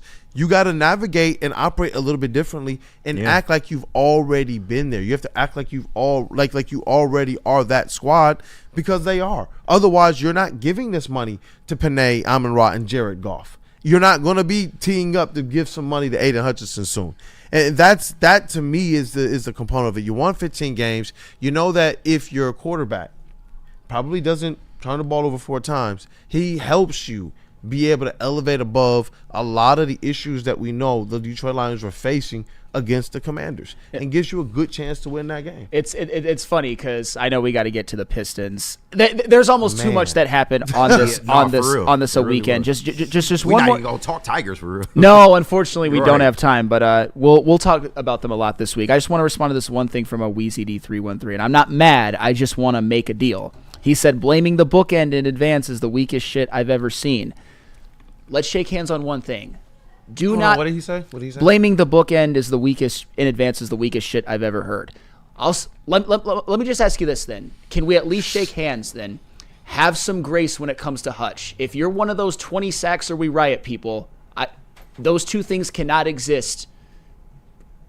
In like, it can't be a lot of those people. And that's the thing. Just if Hutch actually does struggle, I'm okay with giving him some criticism. If he's getting like 8 pressures and getting doubled and shipped the whole game, and nobody else on the D line isn't doing anything, I'm not going to be that guy, because I saw that way too often in 2023. Gosh, man, I'm seeing all these comments in here, man. That's what I'm saying. This is what makes this great, man. Yeah. This has been a very polarizing, I think, very polarizing draft. Yo, GM operates different, bro. You just got to accept that. It's going to be, but it works. It's worked to this point. It has worked to this point. Now it's supposed to be interesting to see where all of the receipts lay in a few years, man. But the one that matters the most is what happens this year. Yeah. You got a Super Bowl window right now, and you're hoping that he did enough in his draft to boost this thing going forward. And once again, they might not be done. There's still a lot of time between now and camp. Oh, yeah. A lot of stuff can happen. Oh, yeah. They still looking for veterans. He said as much in his interview. Yeah. I I just can't overreact when, shit is still in motion. If we get that alert that, obviously I know someone else said, I think it was Hoof-Hearted earlier in the chat. Amazing chat name, by the way. Yes. He talked about that too. Like, there's going to be vets that get cut, especially with the high amount of edges that were drafted. So we'll see. If you get that alert, though, that Zadarius Smith or another veteran edge was signed by the Lions, how are you feeling a little bit more going into the season? I'm feeling eons better. I'll get up on this microphone and say that I should have been more patient and bow at the feet of Master Brad. For real. And I've been consistent about this. If that's what I get, Master Holmes. Yes. And for the record, Master? and for the record, Master. Okay, that's not what I'm saying. And for the record, Cody Master Engel, Brad. that last one, Woodward Sports, that was actually me making that comment. I forgot I'm on their YouTube because I upload the Woodward Wings videos now. Shout out, check that out. But that was me. That was not JB who made that last comment. Stick says, I see you in the chat, Stick. Last year's draft needs to take the leap this year. This has to happen to be legit Super Bowl contenders. And I actually vibe with that perspective. What? You wanna I see was these told guys last take year's that draft was amazing. Was every bit as good as the other ones.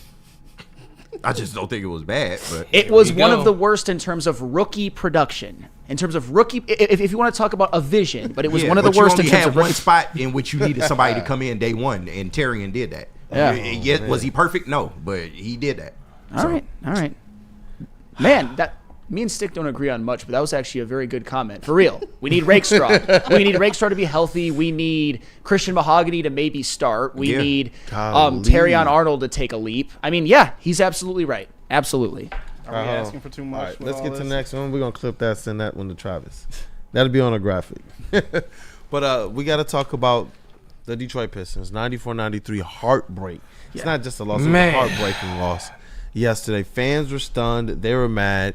The players were confused and sitting on the court. At one point in time, it seemed as if they were going to call a review, but the coaches don't have the ability to, even if they had a challenge in the last 2 minutes. It wasn't a foul. And I do believe that the refs should have just called it and given themselves the ability to go back and to review the play. But we got a game to break down as well, because we know there was a lot that they let go. We just know that in one is going to be the play that sticks out in everyone's minds. There's a lot to break down, but where we head, JB? I got to tell them about jars, but first let me shout out to everyone sending in super chats, because I did not forget about you guys once again.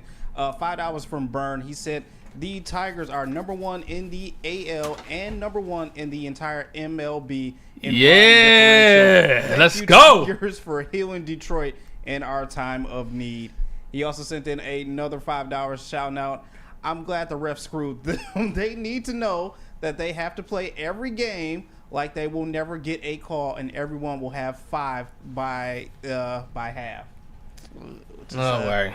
Kind of rough. IT Hip sent in $5 as well too. Said it's games like this that make the model Detroit versus everybody so much more true, which I probably agree with you on that as well too.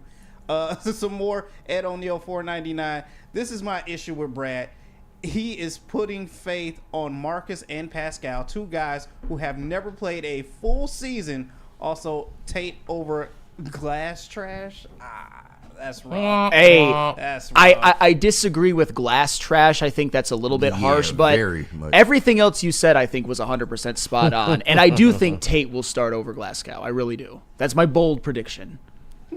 I kind of like that as well, too. $9.99 from D. Hint. He said, until Brad gives me a reason not to trust him, I will continue to trust his vision. I am willing to bet my last dollar that Bob Quinn couldn't put together a team like this.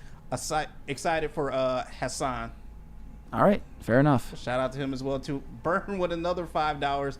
He said, in an interview with Kelvin Shepard, said smash. In an interview, Kelvin Shepard says smash a hole on the table for Tyleek Williams. KG, explain yourself and why did you demand Tyleek in the war? Dang, $24.99, you smashing hoes. Huh? Right, I guess so. Yeah, Shit. yeah, I didn't know I was doing that. I do a lot of smashing them Explain hoes. yourself.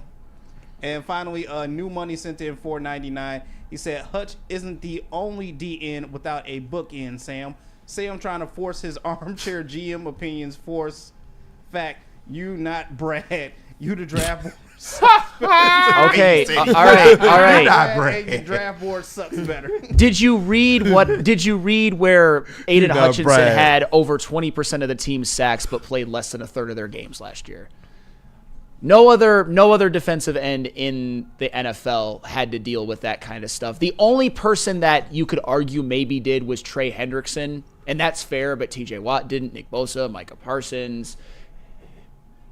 Forgetting some of the other, Max Crosby. I'm just saying, like, Aiden Hutchinson carried a heavy burden. Yeah. Hey, you know what, JB? Is that all the super chats? That's all the super chats. So let me tell you about Jars, and we can go to break real quick. Because Jars wants Take to your welcome time. everyone to Deli Day, a statewide celebration on May 3rd. To kick off the full deli-style experience, Jars will host Deli Day on May 3rd, offering a stacked lineup of in-store promotions. Customers can receive a free eighth of flour. That's a $20 value. Take advantage of their BOGO deals on deli-style flours as well, too, up to an ounce. And the first 100 customers will score a free half ounce. So they're just giving away ounces pretty much. That date marks a significant milestone in Jars as it's their anniversary of the retailer's opening its very first stores in Detroit. A fitting tribute to the roots and continued evolution. For more information on Deli Day and participating locations, head over to www.jars.com, or you can follow them on their Instagram right now at jars_life for more updates. How do people feel about getting a Planet Fitness membership for $15 a month? How do they like working out in a clean and spacious gym that's filled with equipment for every workout? And how about free fitness training in the judgment-free zone that leaves them feeling energized all day long? Join Planet Fitness today with the free PF app, online or in club, and start getting that big fitness energy for $15 a month. Head to woodwardsports.com and click on Shop. Get the latest in Detroit sports apparel and exclusive Woodward sports gear. Woodwardsports.com can get the whole team outfitted. Love the Pistons, Red Wings, and Tigers? We got something for you, too. Shop online at woodwardsports.com.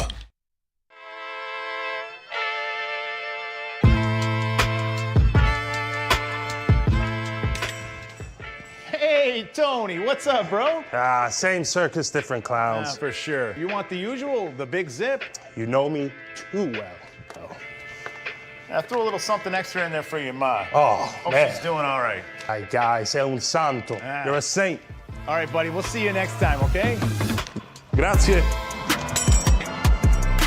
Game is won in the trenches, and our big fellas don't mess around. The Woodward Heavyweights on Woodward Sports. One.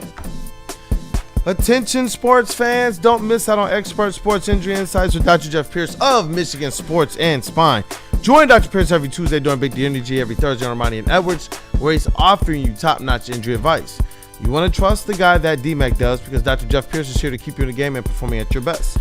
For more information, visit MichiganSportsAndSpine.com or call 248-426-9944. Hey, what up, though, people? Welcome back. It is Wake Up Woodward. We got to talk about these Detroit Pistons, man. Go on ahead, chat family, and smash that like button for the Woo crew and for those Detroit Tigers. But JB Smooth, you have that video. I want people to just kind of feel a sense of what was going on at the end of that game. It's the post-game video right before we head to the press conference. Oh, yep, I got you. Yeah, because you can hear 94-93. Pistons look like they're not trying to leave the court. Controversial ending right now, man. Look like some fouls, some contact. The refs let it go. Pistons are going down 3-1. Let me know what you think about it. We're about to go to the press conference to talk about it. Spike Lee on the way out of here now, man. Wow. What a game, man. What a game. Let me know what you think. It's going to be tough for these Pistons to pull this one out now. And I don't know if you guys could see the court, but the players were still on the floor. Like, they were like, the Pistons weren't trying to leave the court. This was after some time. Like, we were waiting around like, okay, what happened? Are they reviewing it? What is going on? And so I said, all right, let me just go on ahead and record this video and get on. And you could hear the fans. The New York Knicks fans obviously were going crazy. Spike Lee, shout out to him. No, you know what? Not shout out to him. Going absolutely insane for his New York Knicks win. And obviously Pistons fans have felt robbed. And they get the ability to feel robbed. They should. They showed up and they were absolutely insane. That environment in LCA was oh, goodness gracious, man. The energy was something I haven't heard in a long time at a Pistons game. I'm talking about over a decade at a Pistons game. So shout out to Detroit for showing up and showing out, supporting these Pistons and giving everything that as us as fans, supporters, and media that people could have given for this team to be able to have an opportunity. And they battled.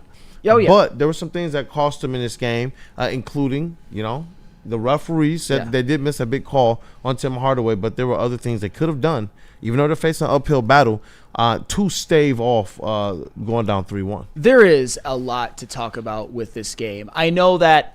I think the reason why, because I hate to be like a blame the refs guy. And it seems like after every playoff game in any series, the other fan base is complaining about officiating, and that gets on my last nerve. But for this particular call at the end, it was admitted in the review that there should have been a foul called, and Tim Hardaway Jr. would have had 3 free throws down by 1 with no time left on the clock with a chance to win. That's why that one really stings. And for the record, Tim Hardaway Jr. is an 82% free throw shooter in the regular season, 68% in the playoffs. So I'm not saying that they're gimmies, but I think it was at least a gimme that he would make 1 out of 3 to get them into overtime. Yeah. And that's why the refs, even though it's not the whole story, it's part of the story.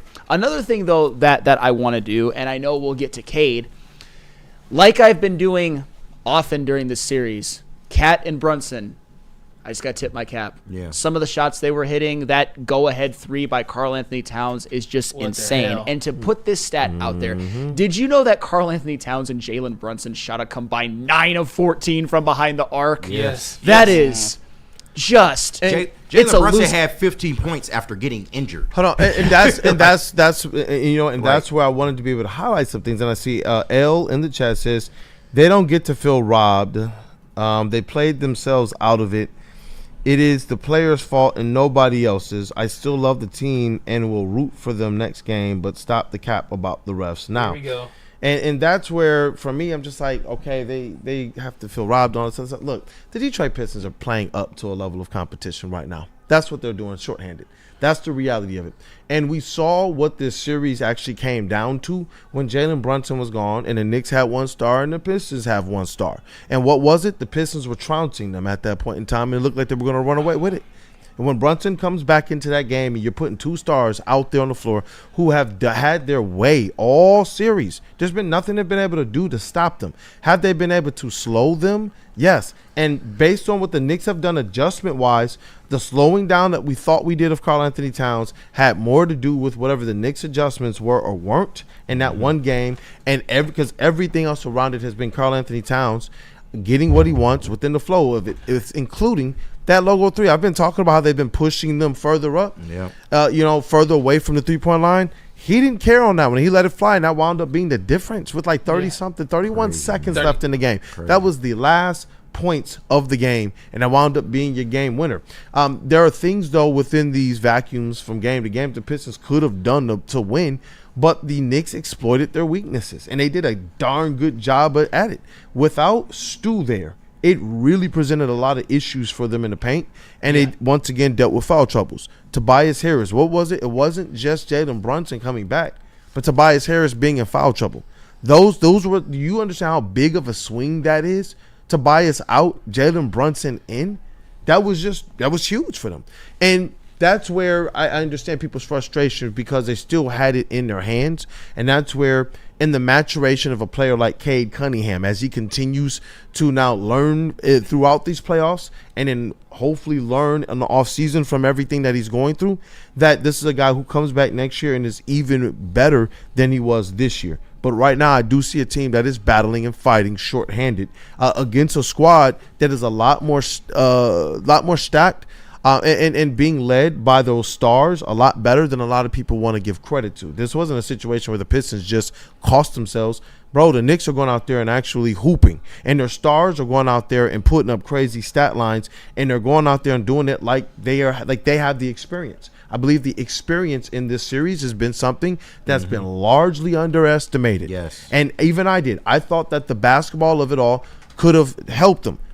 But when you lose a Stu, you lose that nullifying effect. Stewart helped to nullify, in my opinion, the lack of experience that the Detroit Pistons had because he made up for it in extreme top-of-the-league defense, menacing defense, toughness, and he gives you another rotational big, which they are lacking right now. Yeah, and as I said at the beginning, when there's no Stu out there, there's nobody that can really contend with a Karl Anthony Towns. And Karl Anthony Towns, he showed up. Honestly, in the totality of the series, Karl Anthony Towns has been big time, and we can't deny that. I'm not going to deny it because I've been higher on him than everyone at this network. Yeah. But at the end of the day, I want to talk a little bit about Cade Cunningham because Stick is dying for us to do that.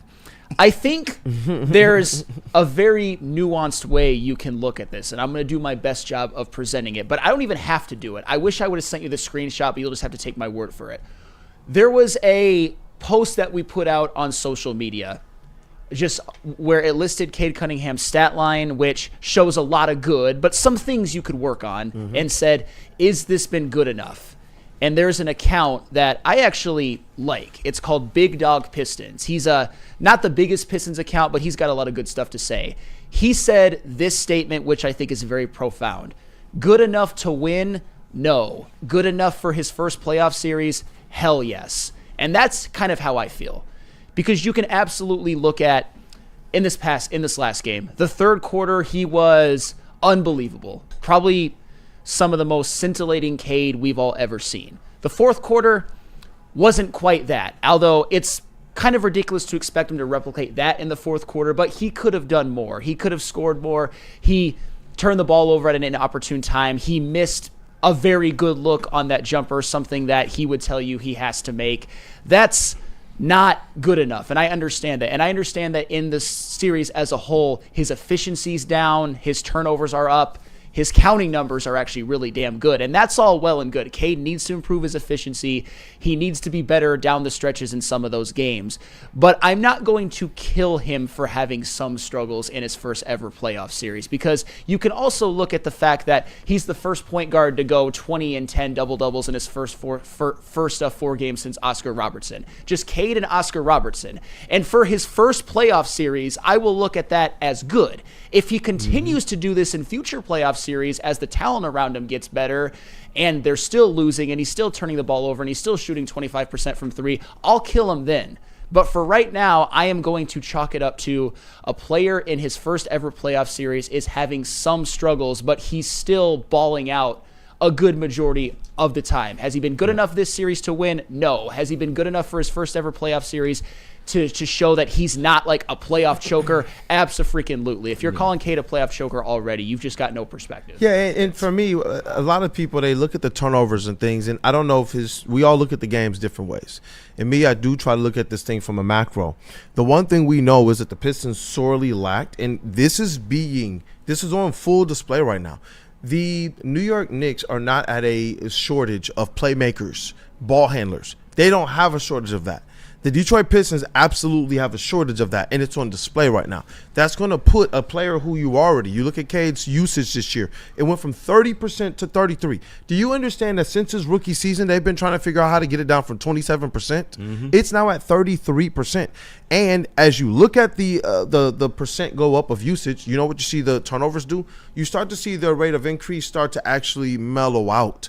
So as he's getting the ball more and more opportunities, he's actually not turning the ball over at the same rate.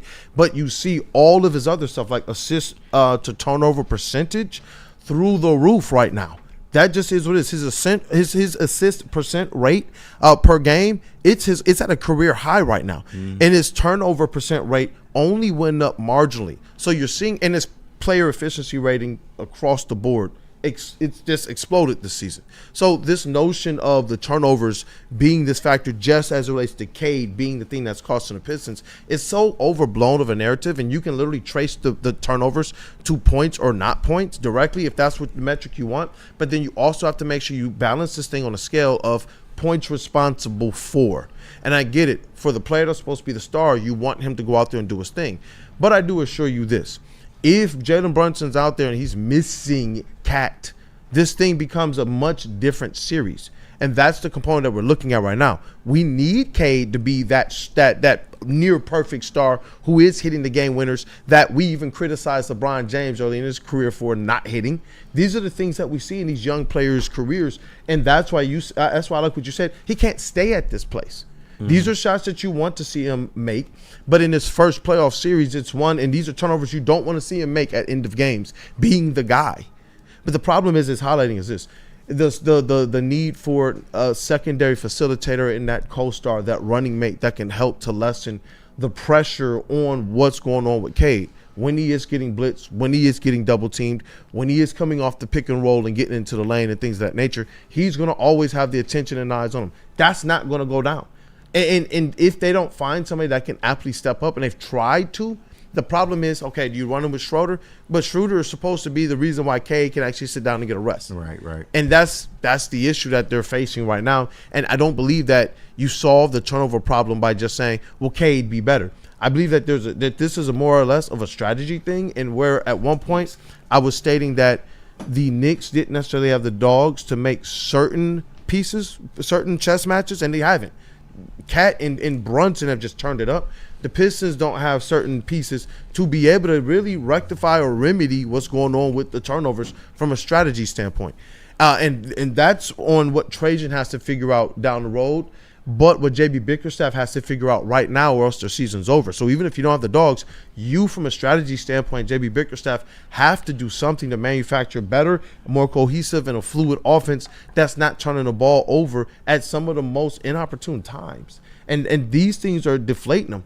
I want to be fair to it, too, because people keep saying, man, this team just gave up a 10-point lead. It's like Brunson literally came back, and there was nothing that anyone could do with him. And that's where there's also the nuance of, if Cade were more of a killer, he would have willed with his mind some of those Karl-Anthony Towns threes to not go in. You see what I'm saying? No, it's not that. Brunson side gets paid too, for sure. But yeah, but my thing is, you are, up double digits late. Fair. You really like you cannot. Fair. It's a playoff series. You cannot allow that to happen. 100%. Flat out at home, 100%. especially, you cannot allow that to happen. And listen, I'm not.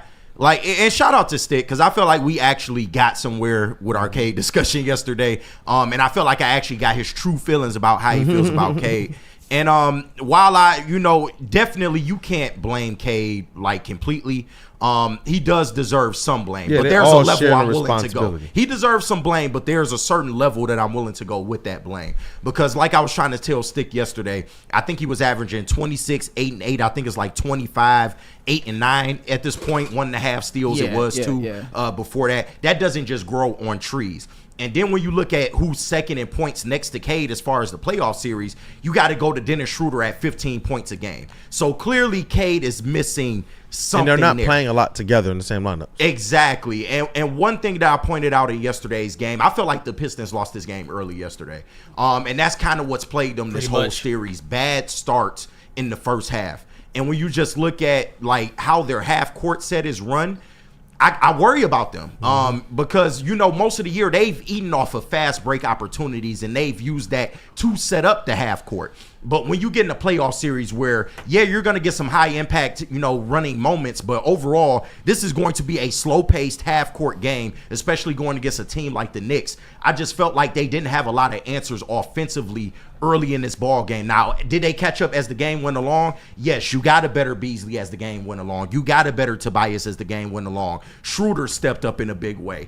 But ultimately, when you shoot yourself in the foot like that early in this game, and it's not just a half-court offense, it's also, rebounding. And I know the Pistons technically won the rebound battle, but in the first half, a lot of those rebounds were costly, especially giving up second-chance opportunities to a Knicks team that was struggling, but they were able to take advantage of some of the opportunities that they had.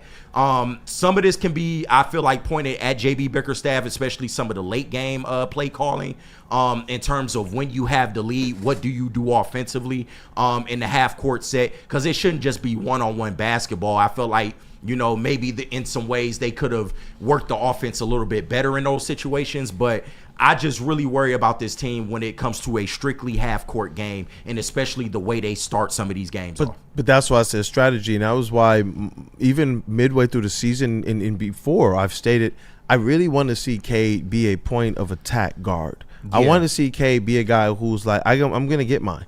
And whether mine is scoring or assist, I'm not just looking at just trying to probe and wait for the game's rhythm to find a pace with me. It's like, just go out there and do what you did in the only game they won in this series. What was the difference in all of the other games? Cade was mean to start the game off and to even that series early on. Yeah. He was just, everything was to the bucket. You couldn't defend him. And that's where I'm okay with that being their half-court sets and looks, but you have to manufacture those things. Yeah, you do. The problem is it gets difficult to when you can't run them off ball as much. When he's going to have the ball in his hands, there's going to be a greater opportunity for him, as the lead guard, to have that turnover because he's going to have all the attention on him. Because who do you want taking the shots, him or somebody else? It's going to be Cade, especially in the series. What does everyone say right now? He should have hit that shot. He should have this. He should have. That's the whole point of it. And when you don't have a secondary facilitator, and I'm going to stand on this because I've been saying this since the man got drafted here. When you don't have that secondary facilitator to play alongside him and that scorer in the lineup that can balance out and carry some of that weight, this is what you're going to see. This doesn't spell who he is as a player, because I believe he gets better from here as a player. This spells effectively more or less a makeup of what the team is. And that, to me, is what I'm saying. That's where when you talk about, man, they're half-court offense, that's why I said this is a strategy thing to me. When I'm looking at this thing from the top down, they're going to have to strategize within their offense better. And this is where, what have they relied on without having that secondary ball handler to play with Cade? Asar. Yeah. He hasn't been able to get into a rhythm all season. That's what I'm saying. The Knicks, they have attacked this thing from a strategy standpoint. Yeah. Tibbs, you tipped the cap to Cat and JB. I mean, Cat and I guess JB, Jalen Brunson. I got to tip the cap to freaking Tibbs. He's doing some masterful things. And you look at the box score, who did they work through? They worked through Jalen Brunson, Karl Anthony Towns, and Josh Hart, who played the most minutes per game for them this season. Yeah. That's it. Nobody else did really a lick of anything. This was just their guys being, honestly, in my opinion, more experienced, more savvy. They were putting the fouls on. They were keeping the pressure on. Jalen Brunson came out that locker room and put complete pressure on the Pistons, and that's where you saw Isaiah Stewart missed. Yeah, absolutely. That's where when he came out that locker room and Karl Anthony Towns going off, that's where you saw him miss. Because I do often wonder, what would have Isaiah Stewart have been when Karl Anthony Towns hit that last three? He would have been up in his grill, and he would have had a very good opportunity to miss that shot. And you got to, once again, I said it on the watch party yesterday, you got to give the Knicks credit, especially over these last two games, for stepping up their level of physicality. Tougher. Because, they have, it's been a dogfight these last couple of games. And when you just look at these games in totality, a lot of this is self-inflicted mistakes. I mean, 19 turnovers yesterday. This is now the second game in this series in which you've had 19 turnovers. And that's going to be in the foot. Exactly. That's going to be the story, especially late in games. And, this is where the Cade criticism, I think, is fair. The turnover with 37 seconds left, you can't have that there. 100%. Say what you want, you can't have that there. And in terms of the maturation process on that last play, I told Stick, I'm like, I don't have a problem with him taking that shot because that is his bread and butter. That is his shot. He took it in rhythm. That's a shot that in the third quarter he was cashing in on. So I'm not mad at that shot, but could he have put the ball on the floor with a lane to the basket, maybe tried to get contact in that way? That's part of the maturation process, I feel like. For a guy you who might have had a better opportunity. You going can't to play the basket, you can't play to trying for to get a the, layup. you cannot play for the foul in that situation too either. But I'm not saying play for the foul, but he could have made the layup. He had tried a that. one-on-one. He tried a couple. And if you get this fouled, is why this is why some of the turnovers are overblown, in my opinion. Some of the turnovers are him driving to the lane, getting hacked. Right, and them not Bro, calling. I got the picture. It. They got the one play of him going to the rack, and they call out of bounds on Cade. But when they actually showed what happened, Karl Anthony Towns was on one arm of Cade, and I forget who was on the other side holding him back. They called that a turnover on Cade. That's why I say I'm not this whole turnover issue stuff. That's why I do level with you more on that. The down the stretch one, the unforced error, that's on you, and you cannot have that because we need every opportunity for Cade to go out there and actually have a shot at the rim. That we definitely need that, and that's why I focus in on who Cade was his rookie season and the promise he showed as a clutch and an in-time player. Yeah, he was top 5 in the league as a rookie. But he also had some other usage help that year, and Jeremy Grant and some other veterans who could come, like Jeremy Grant and I believe it was Kelly Olynyk that year, they carried the weight in the early starts of the fourth quarter, and Cade coasted, and then in the last 5 minutes, it was his show. Right. And that's what the stats do, show, and do back up. One of your few rookies to do that. But what I see right now is this. I remember it. I see all the Knicks fans, and sometimes I just have to just sit there and just kind of just bite my lip because they're saying the same things I was saying about early LeBron James. And it was fun when our 04 Pistons were beating up on them. Yeah. It was fun when our 04 Pistons was showing them the ropes. And I remember saying, he missed the shot. He didn't even take the shot. Look at his turnover. He's supposed to be the king. Right. Trust me, I was the stick of LeBron James. And so now, I see this with Cade, and I'm just like. Kool-Aid. Okay. Yeah. Kool-Aid. Okay. Kool-Aid. Here we go. What up, though, Stick? I love you, man. But now he's LeBron James. I like what Cade Cunningham is doing. I'm not saying that he's LeBron James, but as it relates to being a star in his 4th season, he's going to be all NBA. He's putting up stats that only guys like LeBron James and Jokic does. He definitely, I'm going to say the ceiling isn't to try and wind up less than. I expect Cade Cunningham to launch for superstardom. Okay, and let's throw away 6 of his turnovers. I'll give you 6 with all your fun stats of them leading to points. With 37 seconds left in the game, your superstar has the ball in his hands. Your team is up 1. Potential to go up 2 scores or at least 3 points or at least get a shot off. Dude does a crossover, slow, methodical, Cade pace basketball, which we've all come to love. Defender reaches in, slaps it off his leg for the 2nd or 3rd time in the game, almost the exact same turnover. So the analytics are great on the other 6. That kills you, bro. It does. That turnover absolutely kills you. And what it did, not only did you not even get a chance to get a shot up, they were able to go take the lead, and now you're stuck with a turnaround jumper or whatever he shot, the fadeaway, with 8 seconds left. So, when your superstar gets 2 chances within 37 seconds to impact the game and he doesn't do it, it's fair to criticize, no matter if he put up 100, 50, and 50. Yeah, I 100% agree with that. You criticize them. You want them to be perfect. I want all my players on my teams to be perfect. The problem I just want them to bat a 500 in that scenario. I didn't need perfect. I know, but that's just need not a unreasonable. turnover or a made I can shot. go through a bunch One of the stars 2. at the start of their careers. I can go at their first playoff runs. We can see what the stats actually say these players are. And Cade is going to be one of those guys really on the top end of that in terms of playoff performances in their first seasons. And just in general, the stats are what they are. And this team has had an opportunity realistically to be up 3-1 in this series because of what Cade Cunningham is doing.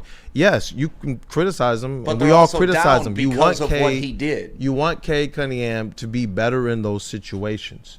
That is always going to be the because those are the only precipice. situations that matter. I don't know. I can go to any point in What do you that mean, game and he say hits that Asar shot, Thompson he needs does to play that, better. he's a Malik superstar. Beasley needs to hit one more three.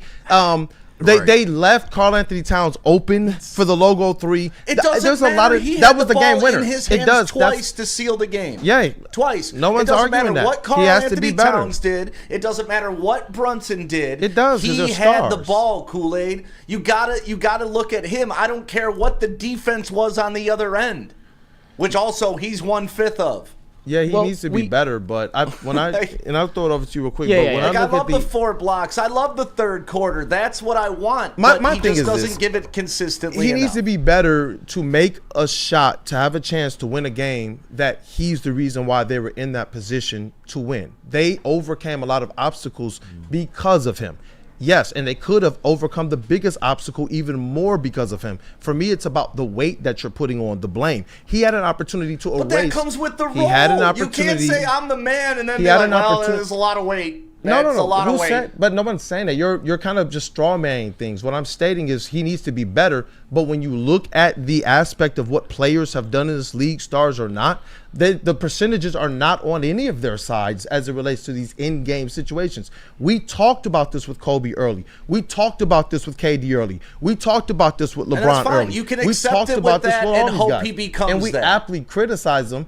But at there's what point also in time Gilbert does it borderline Arenas who on had just issues like with that. obsessive hate? There's other players who started out not being able to close and ended up not being able to close. It's nice to list the guys who are the elite of the elite and be like, he's on pace. But there's also But who a lot are those of guys, that miss though? those If we're going to opportunities, criticize them, too. then who is the standard that we're comparing them to? When greatness presents itself, you want your superstar to grab it. But who's doing that? That's what I'm saying. Like, so who are we comparing Anthony him to? Edwards. Okay, Did it- but this did isn't it his first almost playoff series. 6 It's hours not his first after. playoff series. That's the thing. It's not his Stick. first playoff Let me series. let me just say this because You can list excuses all day. I'm not listing excuses. But You're that's not the listening, difference between superstar You're saying he's and supposed to be someone better that's still than trying to get everybody there. else, and that's okay if that's your standard for him. But it's also very unrealistic. That's not your standard for him? To what? To be the best basketball player of all time? No, I don't know if that's where he's trending to make big plays in big moments. Yes, but I did not. Okay. This is also his first playoff series, brother. So that means we he's criticize exempt him from and we tell making him he big got to plays get in better. big moments. We criticize him and tell him to get better. Yeah. That he's the reason why we have the opportunity to have these conversations. If he's not here, we're not having these conversations right now. That's a big fact. That's just the reality of it. And that's my thing. This guy has had the turnovers and has had these moments throughout the season, but he's also had good moments throughout the season no as one's well. debating that, but the They've won regular season means 44. nothing. that's You know not that. true though. That based off of For last this year, that's the team, thing. it's It does not. mean It something. does mean something. We Like- bumped our gums over a 9-8 right. Detroit Lions season. Before the series, I heard you people guys that were didn't pounding have your anything to chest do saying with they're going to playoffs. beat the Knicks, and now it's just like, well, it's No. Season, Nobody and, would have stated that the everything's good. Pistons were going to beat the Knicks if we knew that Isaiah Stewart wasn't going to be a factor. My first question So to many JB, ifs, my man. first question to JB Bickerstaff, literally for media availability, was literally about Isaiah Stewart. It was about Isaiah Stewart. That's the whole point of it. And they had plans to be able to, since he finally played a career low minutes, but a career game high, and he had a career high in games played and career highs across the board with efficiency and defense, they had plans to turn it up. They lost that after literally in the middle of game one. I'll speak for me. And I don't know about you, Stick. just I'm like not Devon picking the Ice, he Pistons gets to defeat the New York Knicks without Isaiah Stewart there. He was supposed to be one of your biggest factors in this series. And that's cute that you can fight with those narratives, but the fact is, It's not cute, with it's a factor. Does 37 Isaiah Stewart matter or not? The fact is, with 37 seconds left in a game 4 to tie up the series, your superstar had 2 opportunities. With or without Isaiah Stewart, with or without a good regular season, all the things you want to pile on top of 37-second span of yesterday's game, it doesn't matter. That moment is all that matters. And But it that's went 0 not- for 2. And Flannel Sam, No, if a Tiger went 0 for 2 in big-time situations, you'd be here saying you'll cut off your arm for the next time they get a hit. Well, that's a different situation. Not as a How rookie is it a in the different first big like, situation. Okay, you Nah. guys give them all the passes in No, the no. world. I'm going to hold them Who gave him we a can pass? have a nuanced conversation. Who gave You him a just listen. pass? Though? No one's giving him a pass. It is more a than that, pass. though. Who No, it's gave not him a a pass. What pass did I give him? I said Did he he perform like a superstar yesterday? Okay, here's the thing, Stick. Yes, let me I've just, seen superstars do that. I have. I've seen the best of the best in their prime do exactly what Cade did yesterday, and we can. That's the reality. Double, man. Was he the best point guard in the game yesterday? No. He was not. Jalen Brunson was. He's helped to change the narrative in the league and the All NBA, like you guys have been. So saying. you don't think he's All NBA now? Like not even third team? Is that what you're saying, Steve? I didn't vote him You guys were saying first. Come on, let's not do this, Flame. My ultimate one was second. Do you second. respect I said Marjay second. Spears? And I can take you down a long list of the respected journalists that started the conversation. I've been telling you all to dial it back because he's not quite there yet all season. All NBA it comes second to fruition in front of your eyes with the turnovers. And with not being able to close in front of my eyes. It did. It didn't. The turnover cost them the game, dude. That did. It did. It hurt them.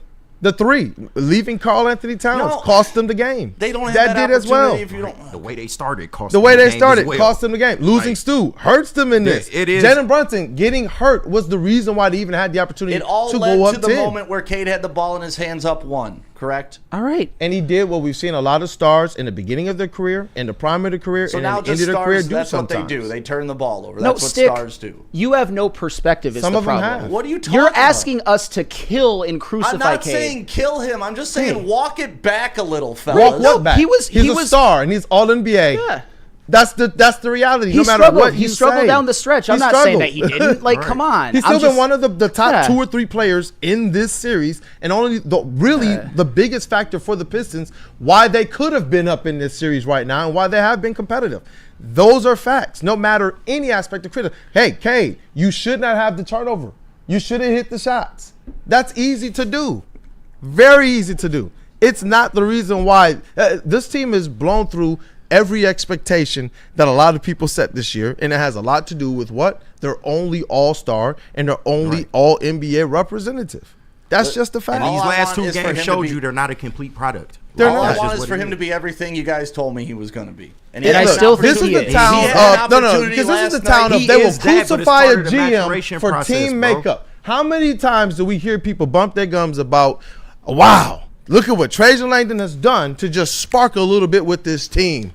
Look at what he's done. He brought in the right types of guys. Now all of a sudden that argument's out the window while we're playing a team that has more of those guys on it. They get the benefit of that. The Knicks get the benefit of being able to have 2 MVP candidates. They get the benefit of having one of their guys have an off night and still have one of their stars go. Cade doesn't get the benefit of anything but just go beat a dog every single night. got the And if benefit of a Cade superstar taking over in that in the high of a fourth quarter. usage just so happens to what- in a 6-3 matchup have this team seconds away from 2-2. If he just so happens to falter, I guess I don't know what you want us to do. We will criticize him. But the aspect of kind of being this avalanche of hate on a player who really It's not stepped up avalanche his of game hate, this but- year is crazy. But you saw the juxtaposition right before your eyes. You saw Brunson and Cat absolutely assert their dominance, and you saw your superstar They're experienced crumble. and older. Look at Jalen Brunson's first 4 Jesus, years. you Look got at an Jalen Brunson's excuse for first run in the everything. playoffs. No. Stick. Every Look at Jalen single Brunson's star first 4 ever, years in the league. besides for Kareem Abdul-Jabbar, had some warts in their first playoff series. It happens. That's great, but he had an opportunity Okay. last What was night Brunson to doing shed in his those first 4 warts and years of become- his and put career? his staple on this fucking Okay, league. What was Jalen Michael Brunson Jordan doing in the was one first of 4 nine- years one- of his one of career, nine bro? in his I'm first- not comparing him to Jalen Brunson. You just I'm did comparing though. Cade Cunningham. You just Cade compared him to Cunningham. Brunson and Cat and what they Like- did. So we can talk about it. You're not allowed to cheer for him, Stick. I'm sorry. Like I You hate to be just compared him gatekeeper. to him. So I'm just saying, Yeah, you're Brunson's not. first 4 You're not, years is man. pretty pedestrian. You have no perspective, bro. Cade has never No had a perspective. year You as guys bad are as so Brunson's hurt first by 4. how that game ended, you can't even admit that it was a fuck up. Are you kidding We've me? all said that. You don't listen. You Say have that. no Say he ears. fucked up. You got no It's ears. an Say F it up. then. No, you said say it. It's an F up. Absolutely. Yes. Absolutely. Said that for Good. you But you want us to crucify him and say he want can't. you to Yeah, you crucify- fucking do. You're not listening to us, Stick. You don't listen. I just want you to kind of walk up there and at least take the Easy, crown Sammy. off a little Easy. before No. he does anything. No. No. fuck I are don't you take the talking crown about, off bro? him. He Yeah, he progressed doesn't have this to season. earn anything with He you guys. progressed. Yeah. He did earn He didn't do anything Right. this season. He earned all Bum. NBA and Bum. All-Star. Bum. That's what he was this He season, earned Stick. 6 seed. You are the worst. You have the worst takes on this network. You always have. You always will. And that's fine. Sam. You don't listen to me. If you would have just listened to me, we've actually had a conversation. We could have got somewhere. No, you but don't you refused listen to me. I was trying to tell you about this was going to happen all season long, but you guys wanted to put your fingers in your ear and be like, "No, he's a superstar. He's the best there's ever been. He's better than anybody that's ever played in a Piston uniform." Nobody said that. Nobody said that. Nobody said that. Come on. Come on. Nobody said that. In my words, he's a star. He's trending towards superstardom. Is Neil, because I know you guys are just going to glaze your boy all day. Neil's going to glaze Cade. We've said Cade had an opportunity to win a game last night for the Pistons. You need us to like crucify This is the stuff that the Cade that I know, the conversations I'm able to have and haven't been able to have with the peoples around the way. I know that this is the type of stuff that's going to, especially if this series ends, this is the type of stuff that's going to eat at Cade Cunningham. Mm-hmm. The conversation you want to have, Stick, right now is a conversation I'd be more willing to have if this was next year. 100%. And this was happening. Next year, I believe that Cade Cunningham will be the type of player that can elevate this team above a lot of the different losses they've had. And he almost did that. Losing Jaden Ivey was tough. And he still helped to elevate this team above. That 18-4-4 would be so, and that ball handling, because we remember, when their chemistry started to click, that was when Jaden Ivey was getting downhill and getting game winner opportunities. Why? Because all the defense was on Cade, and they had that chemistry working. And that, to me, is something that when you go into next year, though, Cade Cunningham, after his first season, I got to ask him a question, what are you going to work on? He said, you know what? It's crazy because coming into the league, I thought I knew what to work on, but after playing in the league, now I know. And he said this, I thought I knew what the playoffs was too, but now I know. So now you're talking about a certain level of work, a certain level of knowledge, a certain level of, bro, you had it in your hands. No matter what any of us can say, you had it in your hands, and you could have ended it. This thing could be, and it would have been epic. Yep. That would have been epic, and we know that. And so those are things that I know are going to eat them all summer. I know that. And I would have been like Flannel Sam just cucking all day on him. Listen, and I know that. And that's But that's the thing. Cade Cunningham is still, though, when you look at his career, he has been the adversity, put him on the billboard for it. Look it up in the dictionary. My man's leg was fractured into shreds. They put a pole in there. He played 12 games. They've won 17 and 14. That's your third worst and your first worst amount of games won for the Detroit Pistons in franchise history. They went on a league worst 28-game losing streak. The draft lottery said, we don't really care about you. Now it's like, go out there and make something happen. And on the fly, this is what we were able to make happen in a season in which his player efficiency rating skyrocketed from 13 to 21, where his as a player rating skyrocketed from mid-tier to top 20. What we saw to the Detroit Pistons and everything, all the other successes around him, Cade Cunningham had a lot to do with that. And the type of player I know him to be, I do believe that, especially next season, we're going to get even more of an upgrade of what Cade Cunningham is over this year. It should be. That's what he has to do. And that's all I was trying to tell you guys this season is he's not there yet. He's not there yet. If they push this thing back to Detroit, man, the series isn't even that's over. Going to be. That's what I'm saying.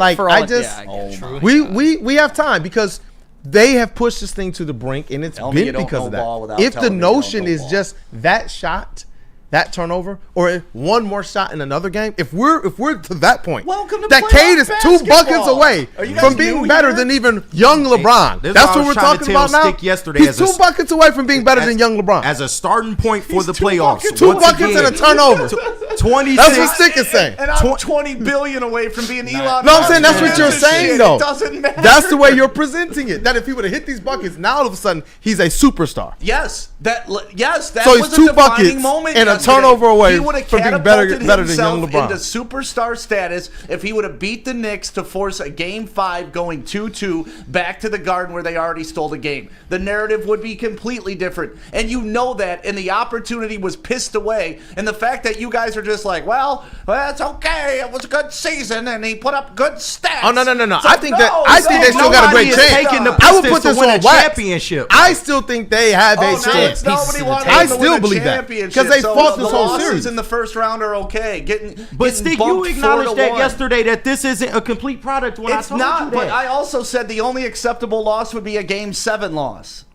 Didn't I? But that's your standard. That's okay. I don't know. Because that's where they'll learn something. At least they'll learn something in a game. You don't think they learned something now? The only thing now? they've learned now is what the playoffs think they learned look something like. right now? That's it. I don't know. No. Cade now knows what it feels like. Learn something from this. And Cade, they learned what playoff intensity is now. I believe Cade knows what it feels like to have real pressure on you. He thought the real pressure was getting to the playoffs before. They didn't learn how to maintain leads. They didn't learn how to value the basketball. Like, there's a lot of things. If they go down 4-1, it now becomes a nice playoff appearance. But what did they learn? What did they push to the brink? Where was the improvement? Because, KG, you were with me yesterday. Did you see regression? Yes, we all saw regression in that first half. That's how this team was shooting and playing early. But that's the whole team, though, so across this the board. This is It's why not just I Cade. think it's just because I have a higher standard for these guys than you do. I think it's when I watch a playoff team like a young team like this, I want to see them battle tested. I want to see them learn how to close like basketball who, games. Who are the young players? In your barn, Cade. at home, Cade needs to learn how to close that But game it's out. just him, Last though. night, he didn't learn. I he think, learned how not to. No, I think the notion of this being a young team is overblown. It's largely overblown. It's really just Cade, Asar foul trouble, and nobody else. Jalen Duren, let me not forget about him, who has put up some decent rebounding numbers and has been at least a presence in the paint. But this is not necessarily a young team. If you got Ivy there and you got Asar actually able to play the game, then you're talking about this. This is boiled down to they're not going to get anything out of Asar because he can't play because they're not going to let him. And it's just Cade. What can you give us? As long Uncle Tobias is here, we got Uncle Tobias. We might get a shimmy or two from Malik Beasley. We might. The recipe to get KG here has anything to say about it. Right. Yeah, I tried, bro. I tried to. Did you see Yeah. Jesus He came back yesterday alive. raise Beasley from the dead? Man, Did you guys see that? Look, Hey, Right shout before out. Beasley went on his 3 streak, KG did a prayer in the studio, goodness and gracious. it worked. It did work, but I'm just Shout saying. out. But It Just worked. one man. The timing once was again, impeccable. the team as a whole is down, man, in this playoff series. And like I was trying to tell you yesterday, Stick, for a starting point for Cade Cunningham as far as his playoff career to be averaging almost a triple-double, 25 points, almost 26, 8 boards, 9 assists, 1.5 steals, and 1.5 blocks as a starting point, he's absolutely going to get better from here. Yep, and like I said yesterday, I don't care if he averaged 2, 2, and 2 as long as they got the win. So take your stats, enjoy them. One of the things that I love but about nobody is saying he can be absolved of but criticism. It's just there's a line. There's a certain level of criticism. and that you can line take as far does as meet can. his responsibility. That line to me, there is an intersection between his responsibility as well as team makeup. When you even look back at the 04 Pistons, which were one of the most underratedly put together teams, think about their 4 guards, bro, and how well that these guys could all take the ball and do whatever needed to be done. And Chauncey, Rip, Mike James, or Lindsey Hunter, man. Yeah. That's formidable. What are the Pistons guards right now? All they can do is tandem them right now. And what are their bigs? B-Ball Paul at one point in time was like in the doghouse. That's it. It's literally Duren and B-Ball Paul. Mm-hmm. That's it. And then when you look at the guards, that's where, to me, I look towards next season with an eye towards, I believe this team still has a great opportunity to go into Madison Square Garden where they've won, 3 games this season, and bring this thing back to a raucous Detroit where they've had opportunities to close out the game. And you hope that there's some aspects of this that Cade can learn on the fly if he gets that opportunity down the stretch again. But I do believe the Pistons, I don't believe that they're dead, but I do believe they've shown a lot to be happy for going forward. They really competed do. in each and every game, man. And 2 of them, they really should have won. Game 1 and Game 4, they really should have won. I can't even imagine if Cade literally had like a co-star, a running mate in this Sharon series. Jackson or so Zion cute Williamson. That's the type of stuff that's pretty crazy. Even Jaden Ivey would have made it. It's so cute watching you guys play What If. Right. Like it's the I greatest haven't thing. played. You can do yeah. this with every team. I think we all do that. That's what we make our bread and butter off of. Right. That's what we do on socials. That's what we do on our shows. Barry shows. Sanders unretired last year. What like we can No. I'm not. No. Those are things you can't change. The what else we're talking about is what they need to do going forward. You can actually change things with Cade Cunningham in this situation. We can't. If we what if with Barry, you're not rewriting history. With Cade, we can actually have something to do with our future by what we're talking about right now, and we know that it's the same things that they're talking about amongst the Pistons front office, is how do you get the right amount of help and facilitation. They said that. Trajan Langdon has been very open and honest about getting that number 2 next to Cade, who can do more in that starting lineup rather than somebody that they have to just kind of flip-flop in tandem with for rest. So that's the component of it. If this was a notion where it was like, oh, man, what if we surrounded Andre Drummond? Well, we can't anymore. But with Cade Cunningham, guess what? You can actually go and do bring him back. I would bring him back in offseason personally. Yeah, but Mark Royal gets it. Stick just wants Cade to hit the game-winning shot with the ball. Mark Royal is a generational Cade hater. He is. It is. I wish it was that simple, man. Yeah, not everybody is going to hit the game winner. When you boil it down, that's like what made Kobe great. But Kobe's missed shots percentages his percentages are horrible. I think they might be worse than where Cade's are right now. I'm serious. That's why I said when you compare all these stars, all these great players, these guys weren't. When you're whooping everybody's ass for 3 quarters, you don't need the clutch shots. See okay, now, all right. But remember what I told you? I used to say these things about LeBron James.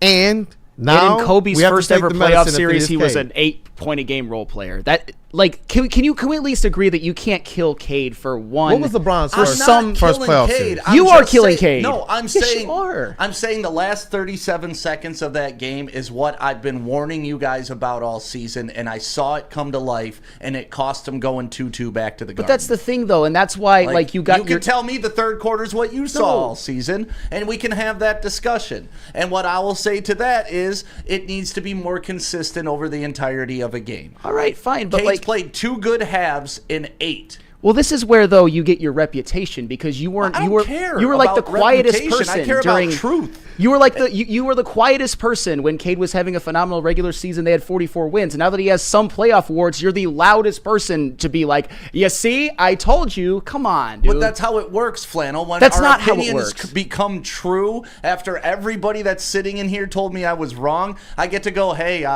you see what happened?" Yeah, but you don't even think he's all NBA, and that's just not true. That's nuts. If you don't think he's all NBA, you're that insane. part ain't true.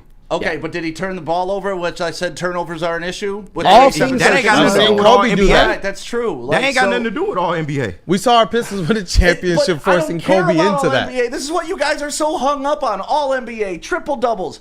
I want playoff wins. Okay, fine. We all do. It's their first series. No. But the reason why I'm hung up on it is because when series, but they can't win one game at home. I'll tell you why I'm hung up on it. Once they return home, if this returns to LCA. Okay, I can tell you why I'm hung up on it. It's because when Russell Westbrook was putting up gaudy stats, it was with a healthy lineup around him. Cade Cunningham has become the face of ethical hoops. He is the player that if you put just a little bit around him, the face, but he's just not a little yet. bit around him, just a little bit more around him. That's where you're playing with dynamite. What Cade Cunningham is doing right now with the supporting cast that he has around him, I am telling you, bro, when you look at the stats, not just what we want him to do, but when we look at the actuality, Cade Cunningham is not far off from a lot of the other greats out there in the NBA, especially for their first playoff series. This is the component of it. I do agree with you here. Does he have an opportunity to accelerate the narratives? He absolutely did. And that's what I'm saying. This has to be something that eats away at his soul. It has to. This is a pivotal moment with all eyes on it. We all talked about this being a series of TNT and ESPN. His career did he make the playoffs? Was it his rookie year? Okay, fine, but he was a role player. Is Cade 4 years deep in the league? What about Isaiah Thomas? It was in his 3rd year. Yeah, and but he you had some struggles. brought up.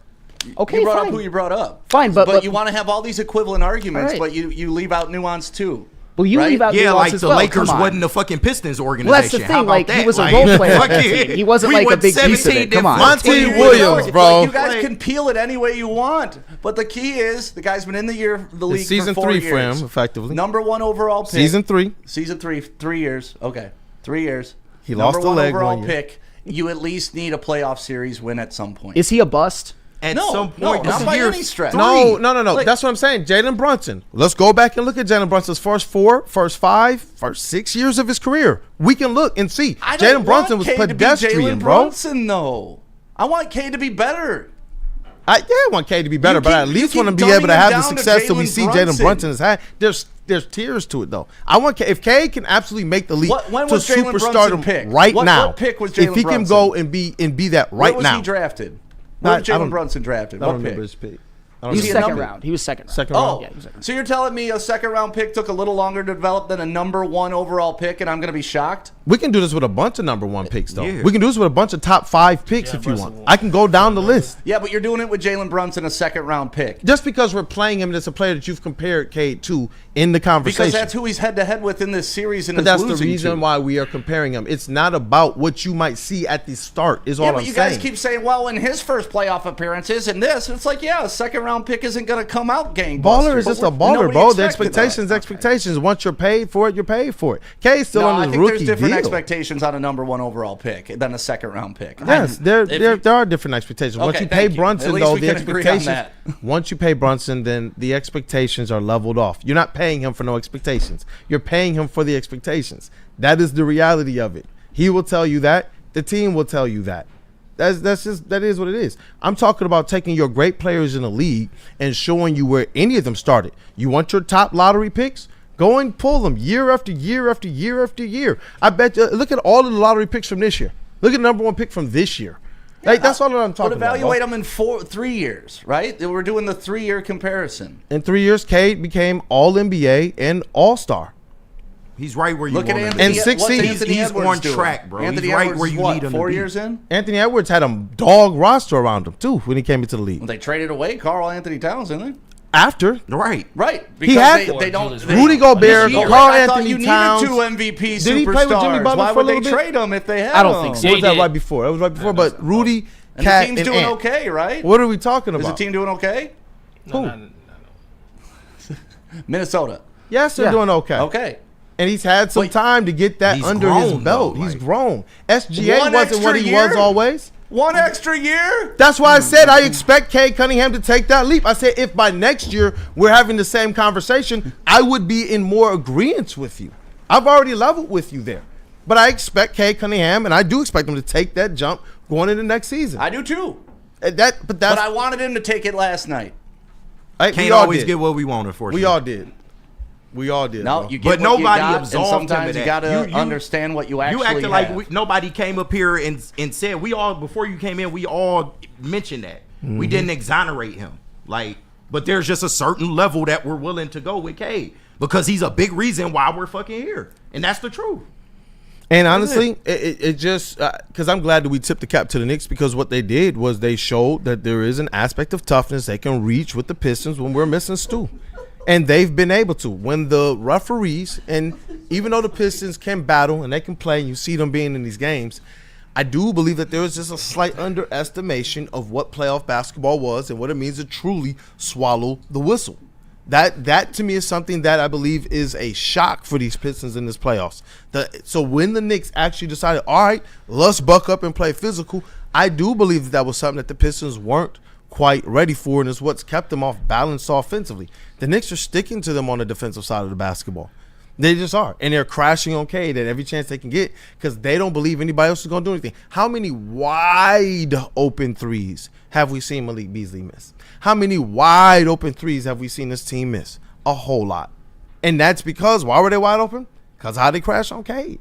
That's just reality. But you're right. When it boils down to, you got the ball in your hands, this is where you want to see Cade be better going into next season and going into the next game.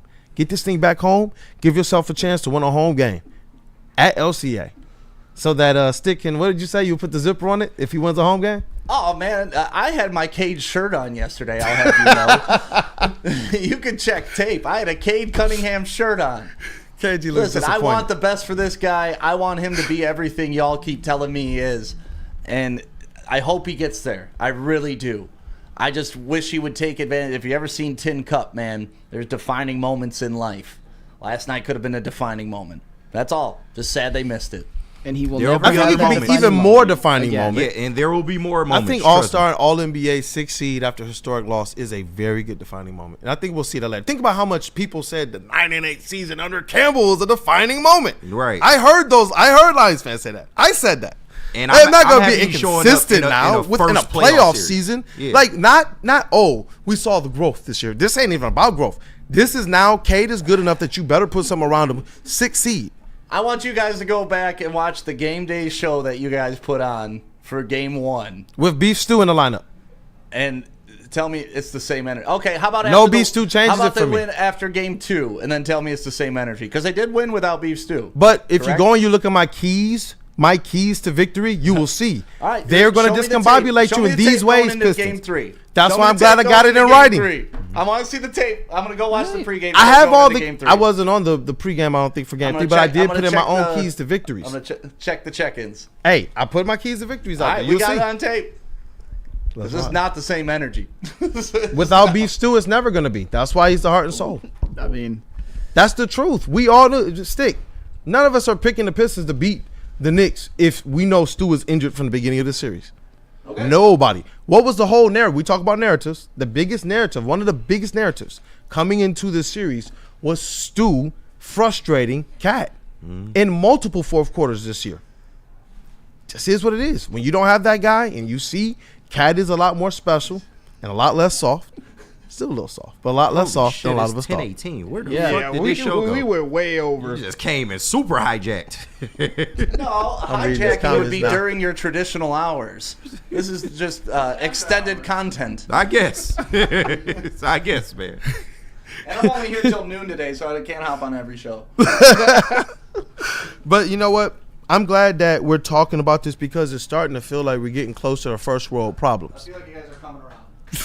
This is more first world problems than You guys are anything. finally coming around. Yeah. People want us to hug. Cooley. Oh, Hug it out. Hug it out. Wait.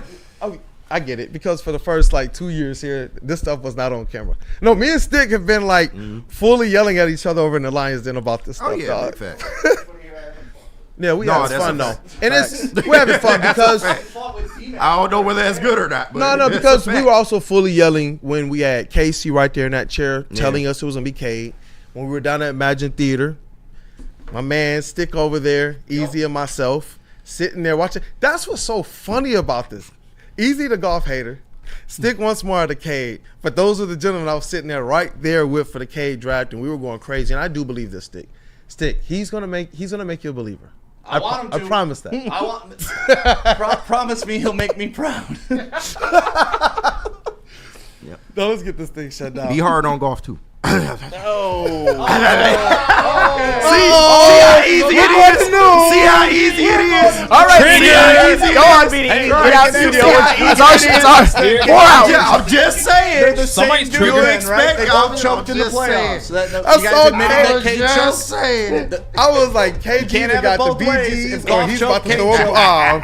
It's so easy though. That's all you got to do is say KG's that. I knew face he was gonna like, run back to Mike. JB. No, I saw him.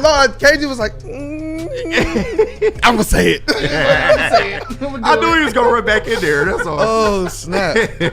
Dog, man, shout out to the chat family too, man. Give y'all a little bit of overtime. And you know what? It's needed. We're talking about a lot right now. A lot went down over the weekend, and we didn't even really get the opportunity to talk about those Tigers, so I know we'll talk more about tomorrow. But you know what? One more. Let's go. We'll get this thing broken down. Man. Oh my goodness. I see the people in the chat. Yep. Hey, smash that like button, y'all. Run up those likes. We Like appreciate cheese to y'all a for mouse. sticking around with us, man. It's been Wake Up Woodward. Shout out to Matt Broder. Shout out to that dude, Justin, Summer, and everybody else who's part of the Woo Crew extended family. But we got KG, Detroit's number 1 draft pick. What up, though, brother? Hey, y'all know what it is. Let's keep this shit rolling, man. We love our Pistons. We love all our teams, man. We gonna be good. Hey, appreciate that though. Appreciate Send us out that. today with a prayer, KG. Hey, I pray that Jared Goff is better in the playoffs. But we had 600 watching today. We absolutely appreciate y'all. One love. We out, man. We out. Hey, we got. Shout out Smitty just walked this. Yeah. That's my dog. We had therapy yesterday. We had. Thank you, Another Spinny. Cade cut. Thank you, Spinny. Stick is the reason. Willie B in the sound booth. What up, though, bro? What's happening right here, man? I just hearing some good Chopped debating. cheese himself. Chopped cheese, The man. Aki way. Yeah, the chopped cheese, man. Now Detroit's chopped cheese for the Pistons, but we got hope. Hopefully you go in and take one for the Garden. For the Pistons. Let's, this ain't over.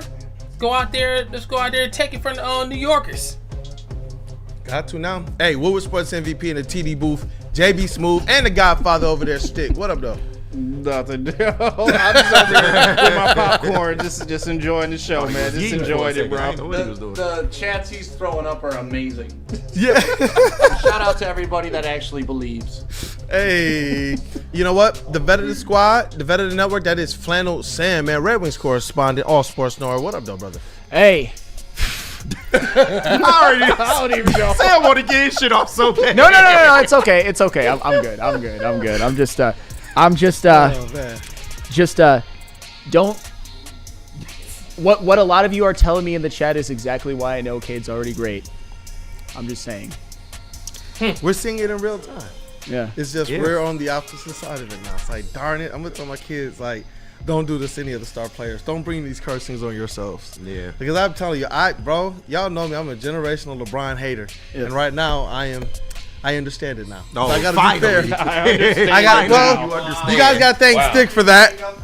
Finally, you understand. It's Mitchell. Hey, look.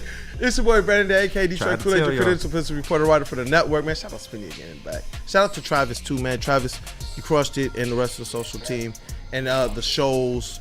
Like, hey, I love this network, man. I love you, chat family. Hit the like button. Have a day, you guys. Neil, okay, everyone, get your shit and get out.